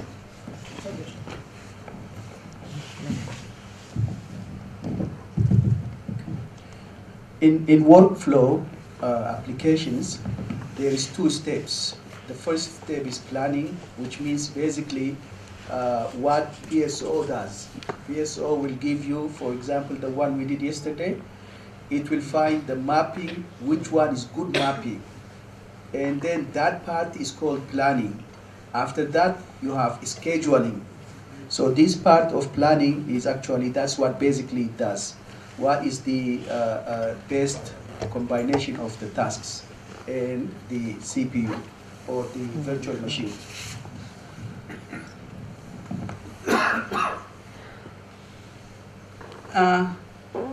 This is the scheduling algorithm, local scheduling algorithm, which is executed here. I just show you in this paper on the machine. Okay, the local scheduler works here. These are the nodes where the workflow is going to executed, and the scheduling. This is the local scheduling. Here the local scheduling process is occurred. These are the algorithms. Max, min, min, max. This is also this is already available in the workflow sim. Min, min, min, max, min, min, data static, FCFS, round robin, invalid. These are the scheduling algorithm, local scheduling algorithm, and these are the planning algorithm, which is global scheduling algorithm. Okay. Then in this first example, we use FCFS, first come first serve, for local scheduling, and for global scheduling we use invalid. I don't know what is working of invalid. Okay. And a file system, we use the shared file. There are various parameters we have to consider, and these parameters is presented in this in this paper. These are the workflow engine delay, queue delay, runtime delay, post script delay. When you learn this paper, you understand all of these things. Yeah.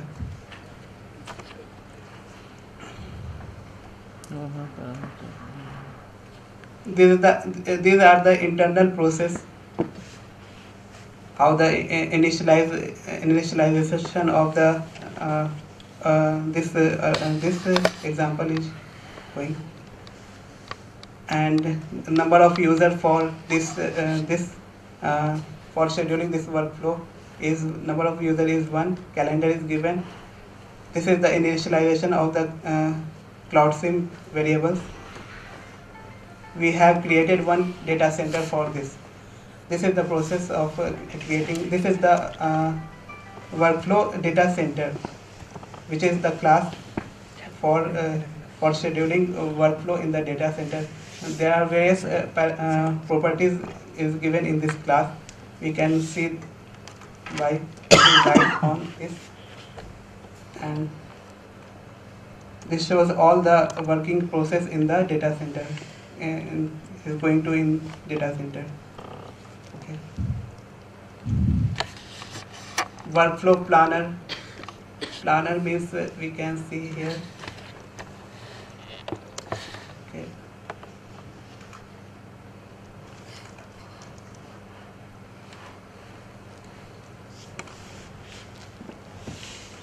Okay.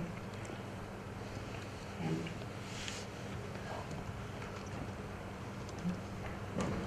now list of virtual machines is created. Here we have created here virtual machine, and this virtual machine is here,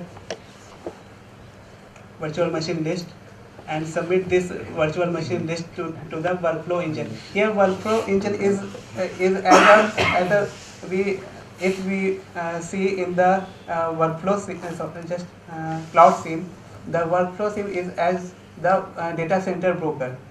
Same is that workflow SIM is the working process of workflow engine is same as the data center broker in the CloudSIM. For mapping the data center broker is responsible for taking all the tasks and also the information of all virtual machine. Then how to schedule this task to the which virtual machine so that the optimized result is obtained. Same in workflow SIM, workflow is responsible for this purpose.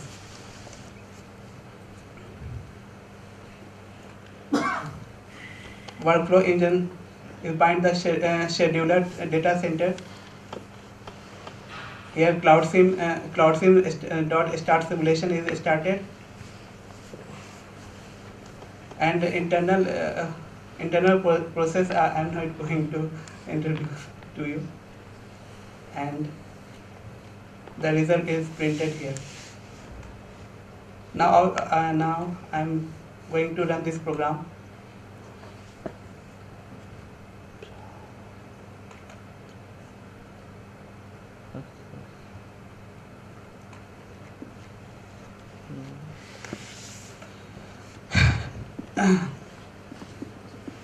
This is the output of the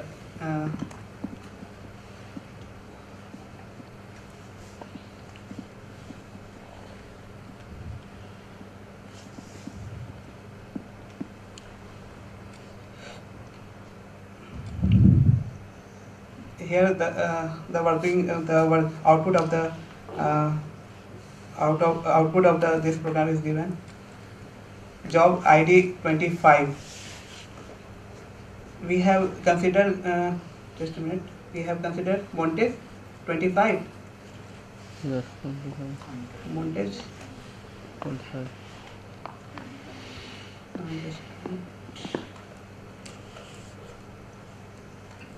We have considered montage 25, means that 25 number of tasks. Then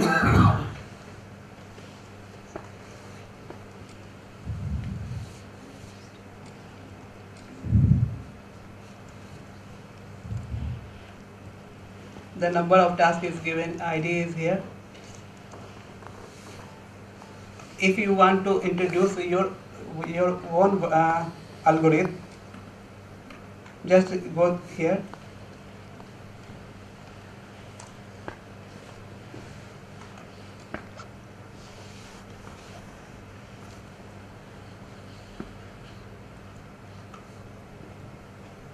You can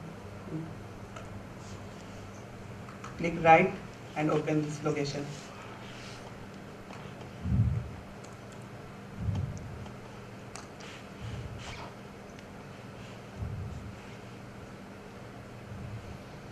Sorry, no. This is the scheduling algorithm. It here.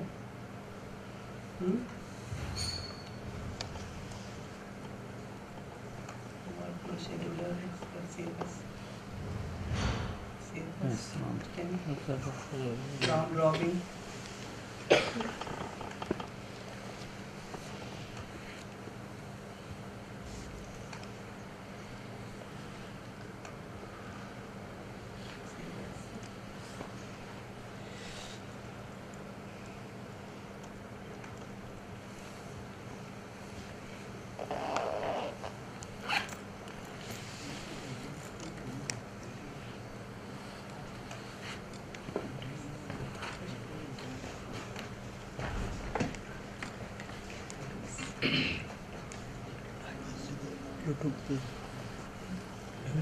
I'm not ready for here for presentation. Just I give my idea. I'm just going. Currently I'm working. I'm looking for where the place where the place I introduce my own algorithm. Just a minute. Just forget. Yeah. How to introduce? Not own my. Okay. Random.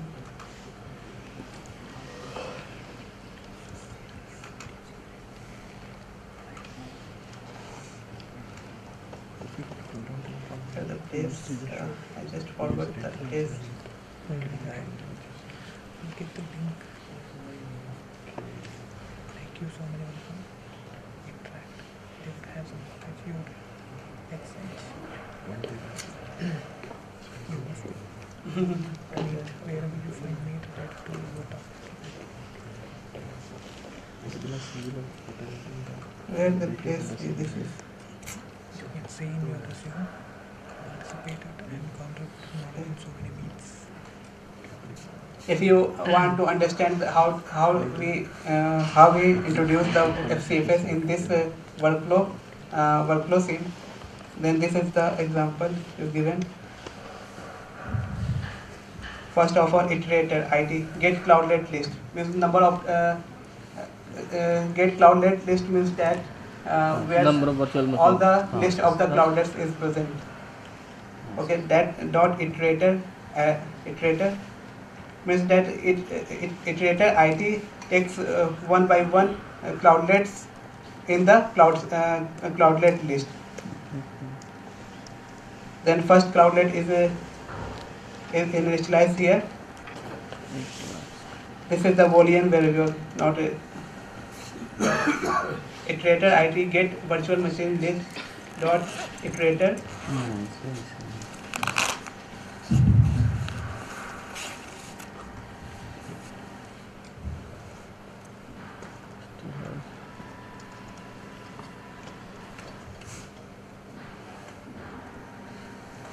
if you want to understand this working process of workflows in very deep manner, then give me one day or time, then I revise myself.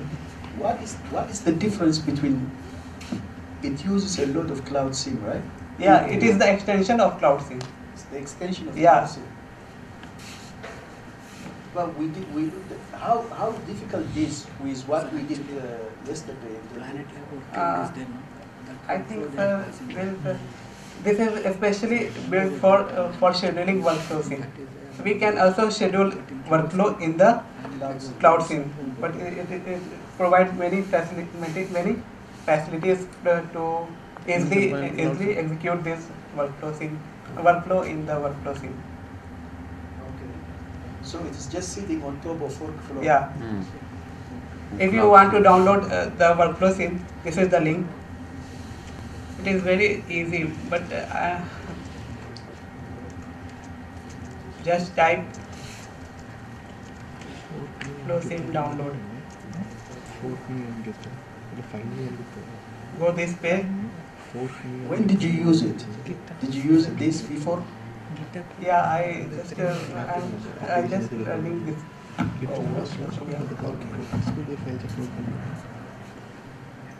These are the location, and you also want to know the working process. Then this is the site. I just tell you.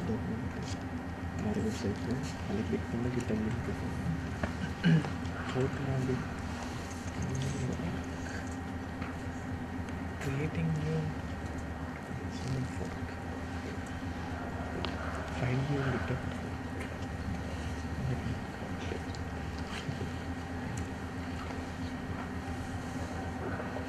This is the main page where you get all the papers for starting the understanding the workflow SIM. These are the papers and the working process of the workflow SIM. You can see these are the difference between scheduling algorithm and planning algorithm. You want to understand, then here go shared and local file system. How to migrate Cloud SIM file to workflow SIM file.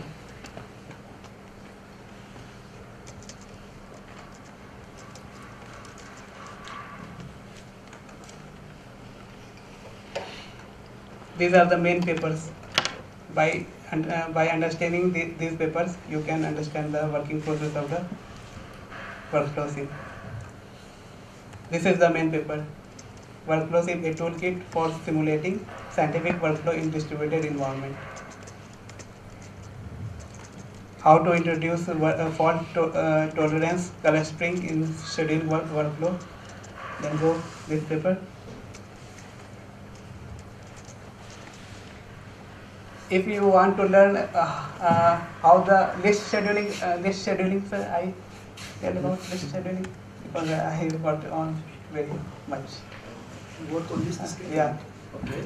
What do you want to know about this scheduling?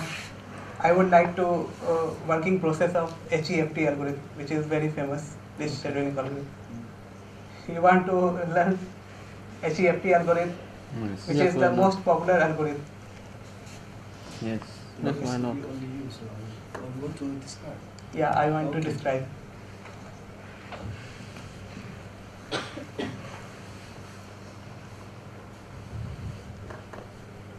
And you still want me here?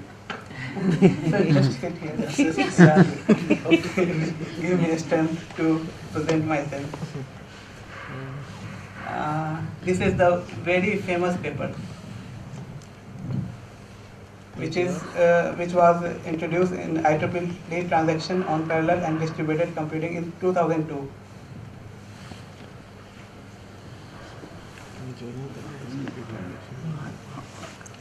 I have implemented many list scheduling algorithms. This list scheduling algorithm is very popular, and this is most cited paper of list scheduling algorithm. I would like to show you how it works.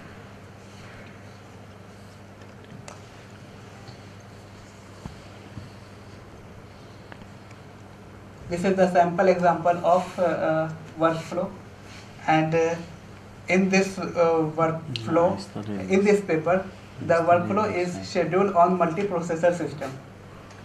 Okay, these are the workflow. वो कहाँ है? Highlighting. Okay.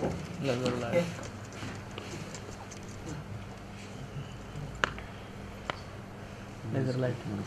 Laser.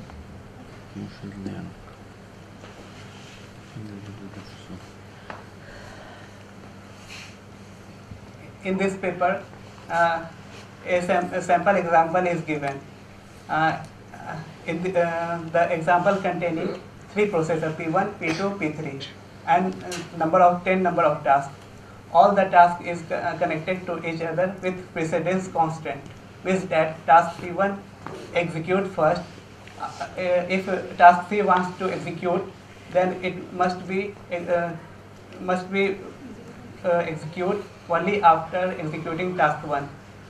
Then when the task 1 is executed, the result is transferred to the task P3, P8, T9, T11. Okay, and if task T1 execute on processor P1, then it takes 14 unit of time. If task P1 execute on the processor P2, then it takes 16 unit of time. This is the given. And suppose that task T1 is executed, completed. Then there is a 2, 3, 4, 5, 6. We have to choose one task. Then which task is choosing? We have to choose. It is given in this algorithm. In all list scheduling algorithms, there are 2 phases. First is task prioritization, and second is processor selection. Means that task ranking phase and task processor selection phase. All list scheduling algorithm works in this manner. Okay, then for assigning the priority of the task, which task you execute first, in this paper it is given by given in this manner. Okay. I just show you my research paper.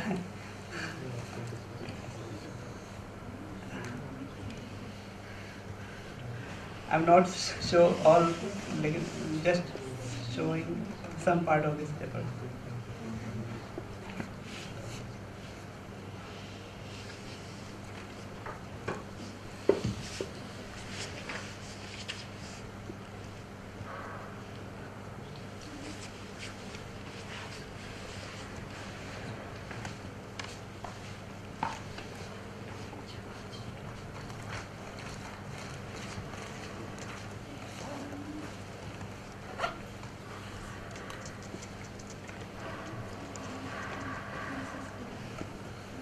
Okay, for ranking phase, for assigning the priority,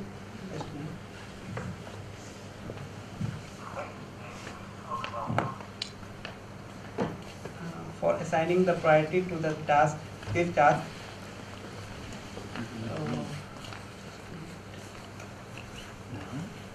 Okay. For assigning the priority of the task, we use this formula. Now this formula, how it works, I just show you.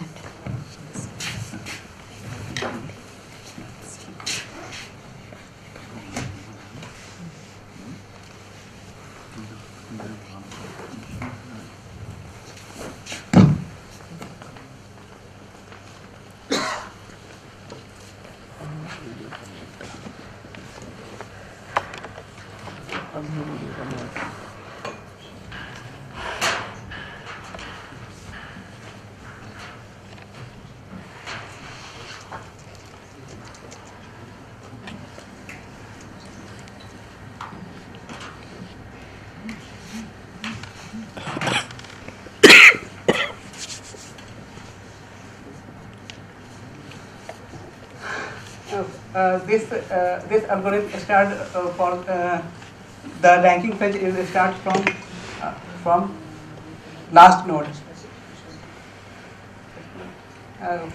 we have calculate for first task T1, then we go for task T8, T9, this manner. Just now, for calculating the rank of the task T10,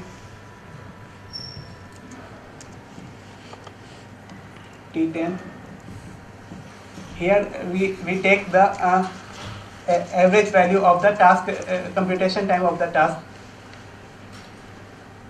21/7. Time save. Time save.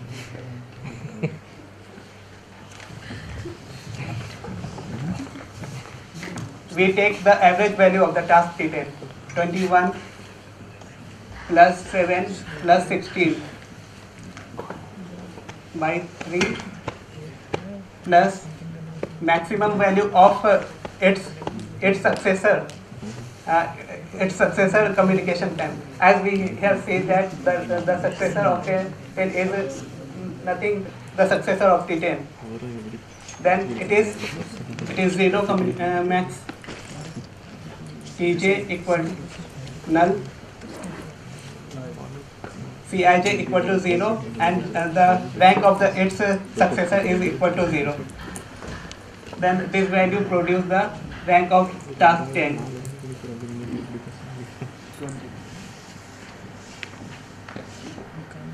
Just we can in same manner we calculate the rank of task T9, T8, T7, T6. Then after calculating the rank, we have get this value.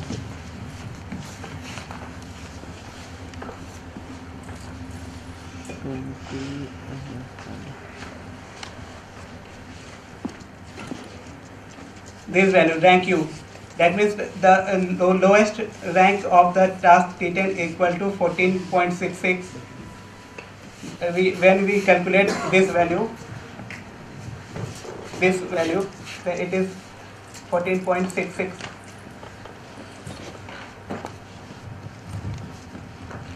Then T9 rank is this value is given, calculated. After calculating the rank of all the tasks, we have find that the rank of the task T1 is highest. This means that task T1 execute first, then task T3 execute first, second. Here we see that the same value is given. Then we can use any task to execute second time.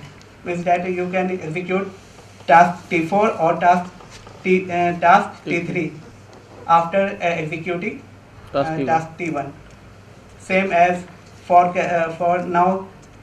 Then task T1 execute first, second task execute T3, then task T4, then task T2, then T5, T6. This is the priority. That means task T1 execute first, then task T3, then task T4, then task T2. The execution process of the task is calculated here. Now we calculate the rank of the task. Then now we have to calculate which processor is going to execute which task. Here we see that for selecting the processor, there is a formula.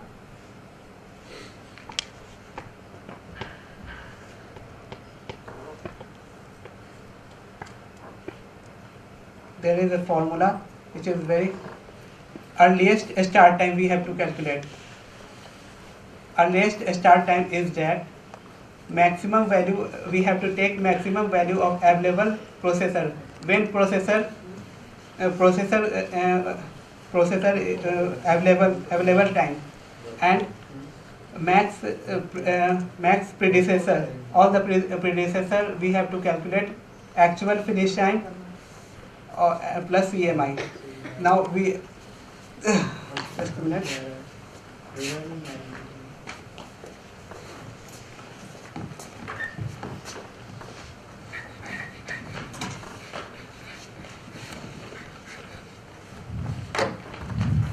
if you want to understand which processor is going to execute which task,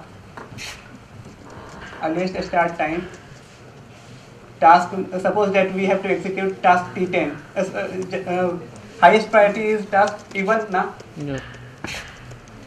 T1 task, then we first select processor 1. In this paper, 3 processors are given. We calculate for earliest start time for all the processor, P1, then P2, then P3. Then after calculating this max, if we max, then available time of processor P1 is starting time is 0 plus max the predecessor of the task T1, no predecessor means that nm is equal to null will actual finish time of the predecessor of the task T1. There is no predecessor, then it is equal to 0, and also there is no communication cost because there is no predecessor of the task T1, then it is also 0.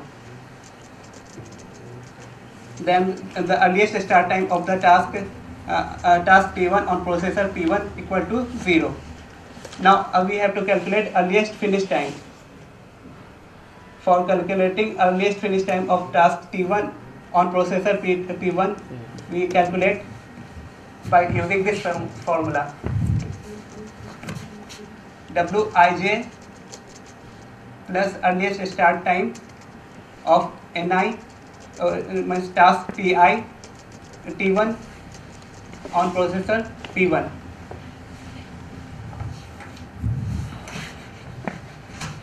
Then here we take the average value of task Ti. Sorry, average no average value. We take this value.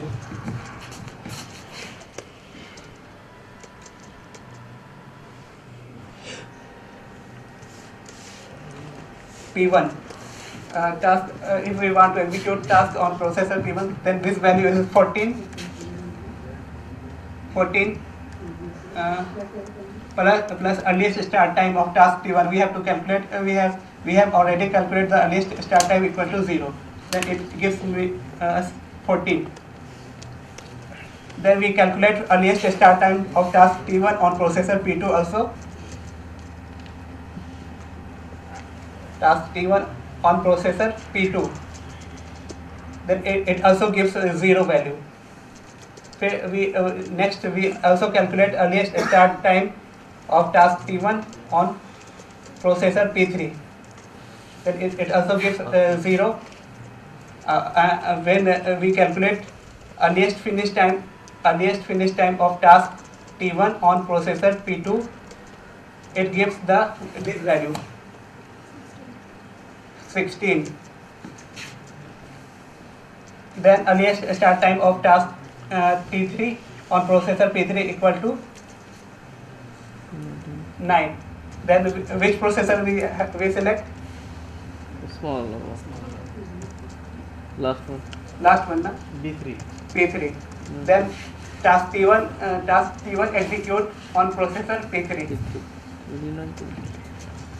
Then task T1 execute on processor P3,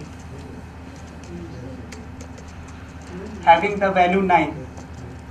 When the task execute on processor, when task T1 execute on processor P2, it will computed in 9 seconds, 9 units. Then this value is sent to the all the tasks as an input. Then we have calculated the value of after executing task T1. Then what is the priority of the next task? I think T3. Then the value of T3 is executed next. first. Then we calculate same formula. Well, the Q1. All this. T3 on processor P1, next T3 on processor P2, next T3 on processor T3 on processor P3. Then the minimum value gives the processor which we have to execute on which that processor. After applying this all,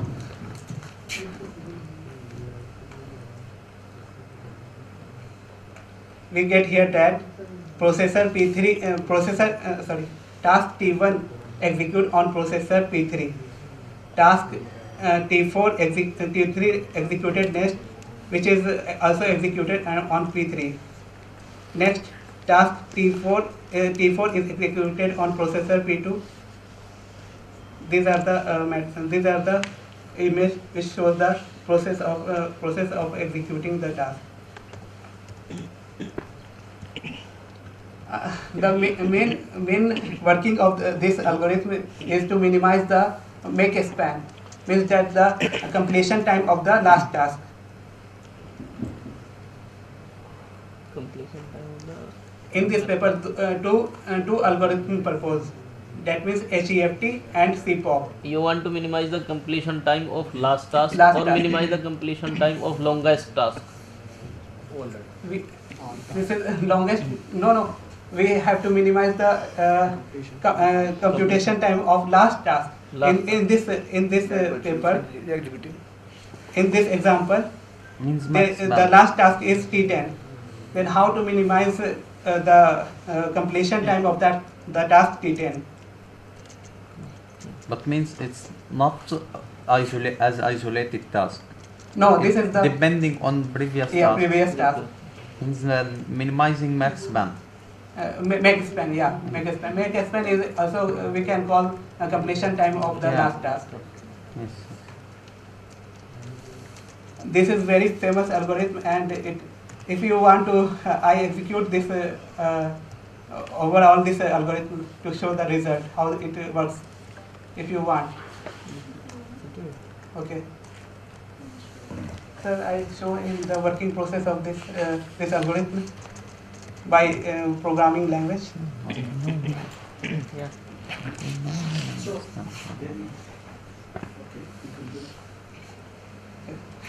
what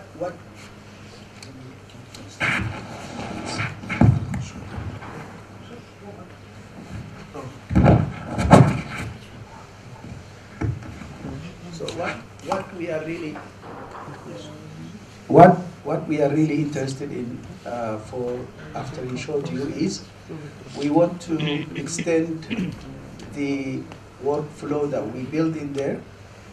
The cloud SIM allows you to suspend the running of the scheduled virtual machines.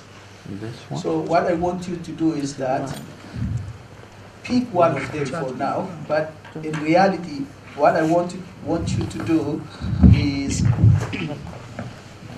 you manage the mapping of the virtual machine to the processors. Or you can dynamically create 2-3 virtual machines and assign it to one machine. So that will create a system called overload. So one of these processors will be overloaded. Okay? And then in order to remove the overload, what I want you to do is that you suspend, Cloud SIM allows you to suspend the system running. You suspend, so we suspend the system from running, and then we actually now say how many virtual machines is it assigned now? One virtual machine per physical machine, right? Yes. I think from yesterday one, I think it's assigning one virtual machine. Is it two? Yes, by default it assign one task to one virtual machine. So you can change that if you want to. The default says one, but you can change to 2 to 3. But what I want you to do is now simply create dynamically another 2-3 cloudlets, and then flip a coin. In other words, randomly choose one node, one physical node, and assign this dynamically. You created virtual machines, and then find out which one has the highest number of loads. Once we find the node with the highest number of loads, we can now move some of these virtual machines that you created. But when you move, I want you to do something. I gave you a formula. The movement increases the execution time of the node, the virtual machine that you're moving away, by start. If you remember, the migration cost is startup cost plus Size by bandwidth. yeah, the size of the virtual machine you're moving divided by the bandwidth. So you create 3 variables now in there.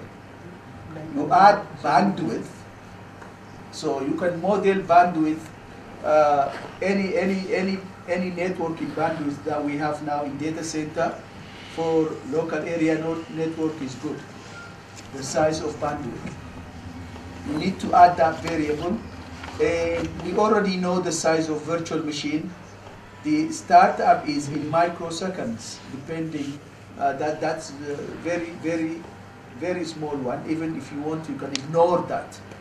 Just take the size divided by the bandwidth.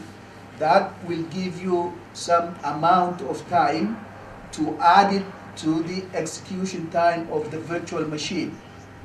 So as you move, that's how much amount you increase. And then find a free machine and then move that, or lowly loaded machine to simulate what we did yesterday. Okay? So if you can try that today or tomorrow, that's fine. But I wanted to also do tomorrow how we can actually measure energy. Okay? And service level management violation, if we can reach, then that would be good for before Friday. We will finish what I intended to do in practical class. Okay?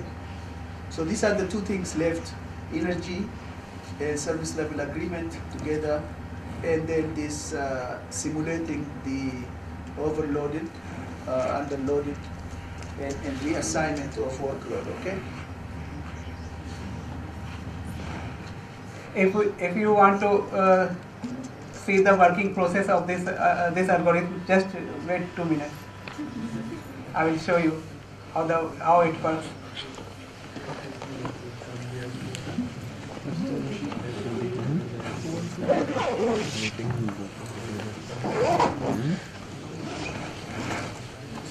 شوف الساعة 3 الساعة 3:10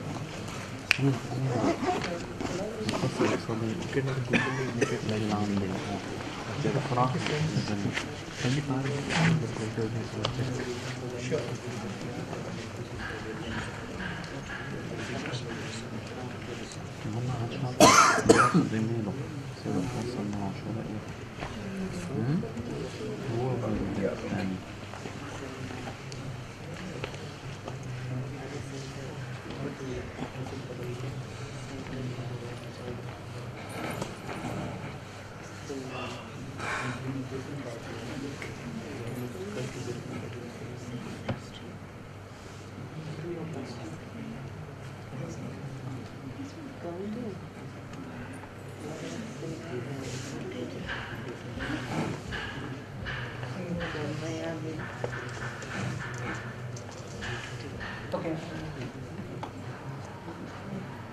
Yeah.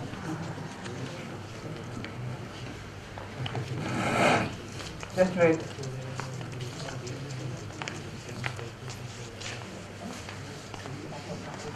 What is the link to see the live stream?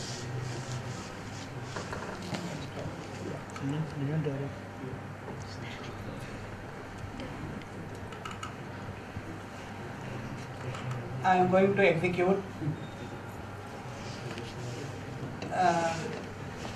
a task, a workflow having 500 number of nodes, having 32 number of processors.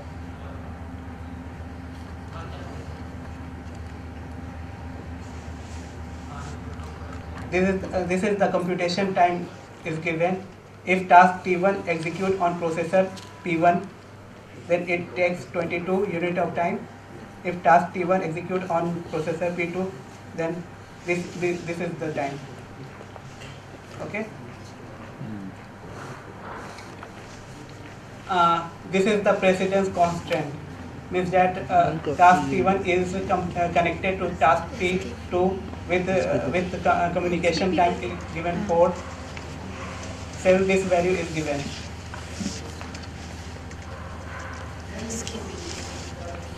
This is a workload.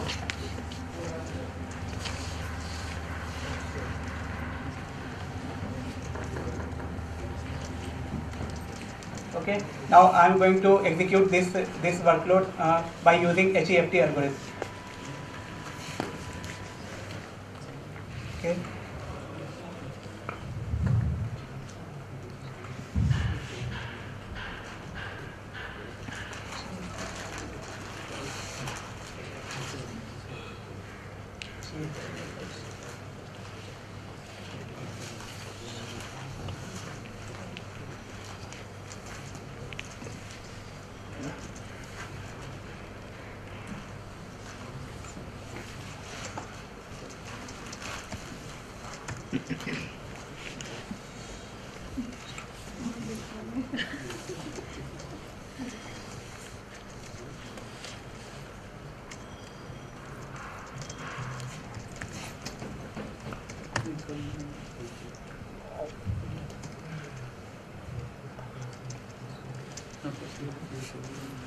Open the control panel, terminal.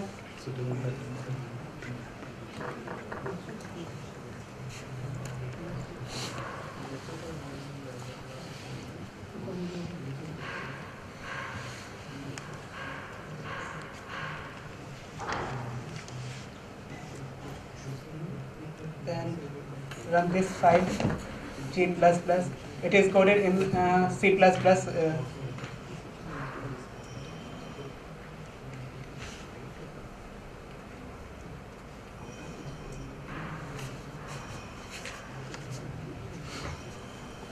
Now execute bash .heft. Number of file to process. In this algorithm, I execute a number of HEF workload at a time. Means that it executes this task. This task.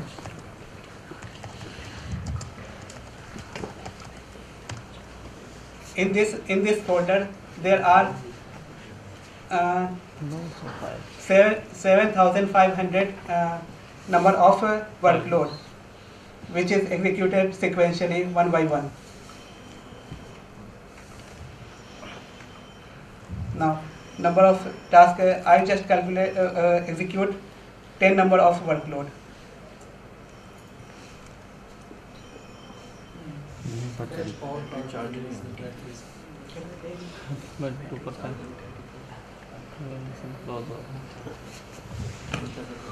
The execution is started.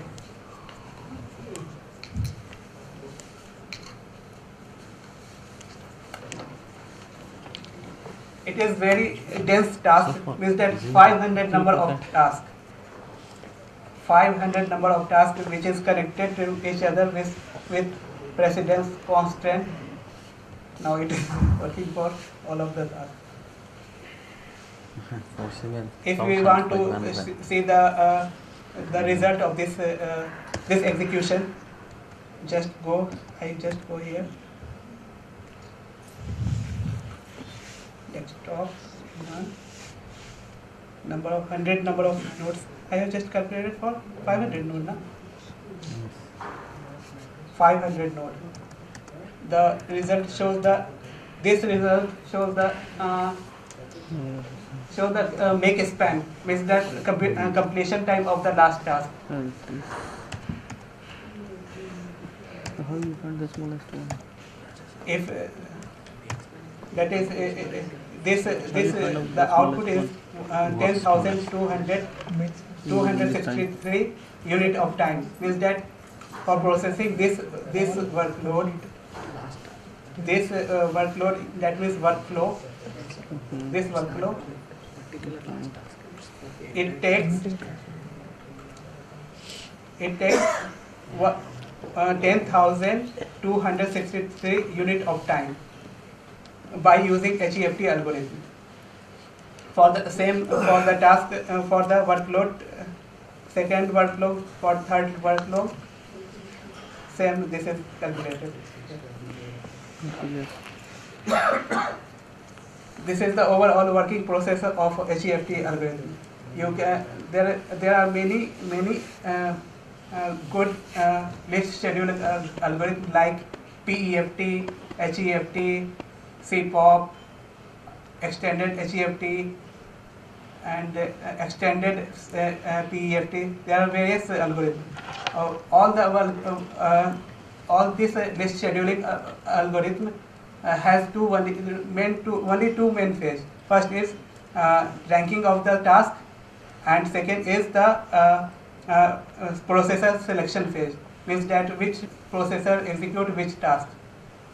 All the list scheduling algorithm works in this manner. So, yeah. Thank you.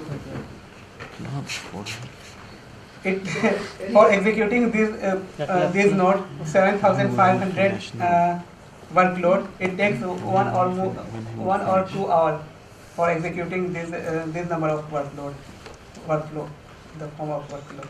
Yeah. Okay.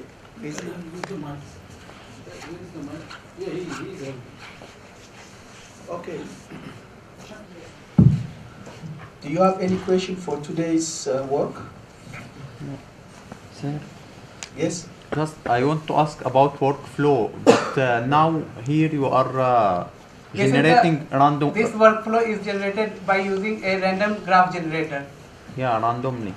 Random graph generator having all the random graph generator having different types of attribute in the form I just tell you.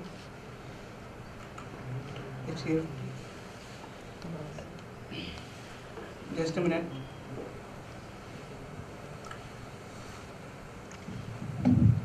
Random graph generator. You see this random graph generator? Yes.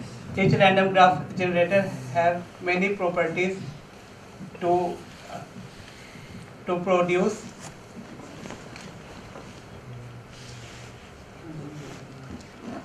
just a minute. These are the properties. Number of tasks, shape parameter, that means fat value. Fat value explains that how the workflow, width of the workflow, okay, and out degree. Out degree shows the how one task is connected to other tasks. Okay. This is the beta value, shows that, this is the very important communication to computation ratio. This is the CCR value, which shows that the ratio of the communication time to the computation time. This is the beta value, shows the heterogeneity of the computation time. If task T1 execute on processor P1 takes 20 seconds, and this task T1 execute on processor P2 21 seconds. This means only one difference. This beta value shows produce the value. If the beta value is very small, this means the computation time is very near. If the beta value is large, the computation time generated by this is very heterogeneous. Heterogeneous.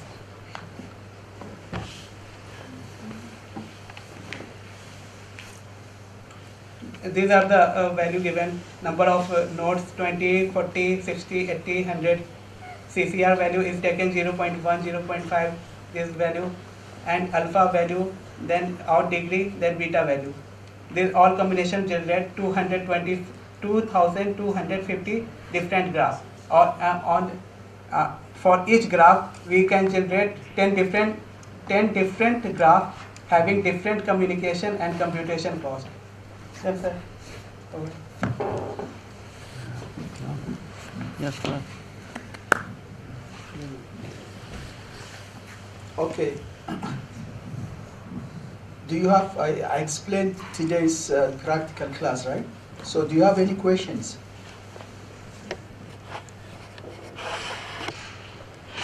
Okay, you don't have question. Can someone tell me what we're going to do? Workflow. Workflow scheduling. Yeah, workflow scheduling. We finished that, but what we want to do now is to Try to make overload on one overload, system make it overload, and try to migrate to underload and So, consider this migration cost time. the formula I overhead. showed you, and just use that. Overhead, this And start then we up by want size to plus size do reassignment of the overload. Okay, so Cloud Sim allows you to do that very easily. Okay? Any questions? I'll be around, walk around, and if you want to do, that will be fine.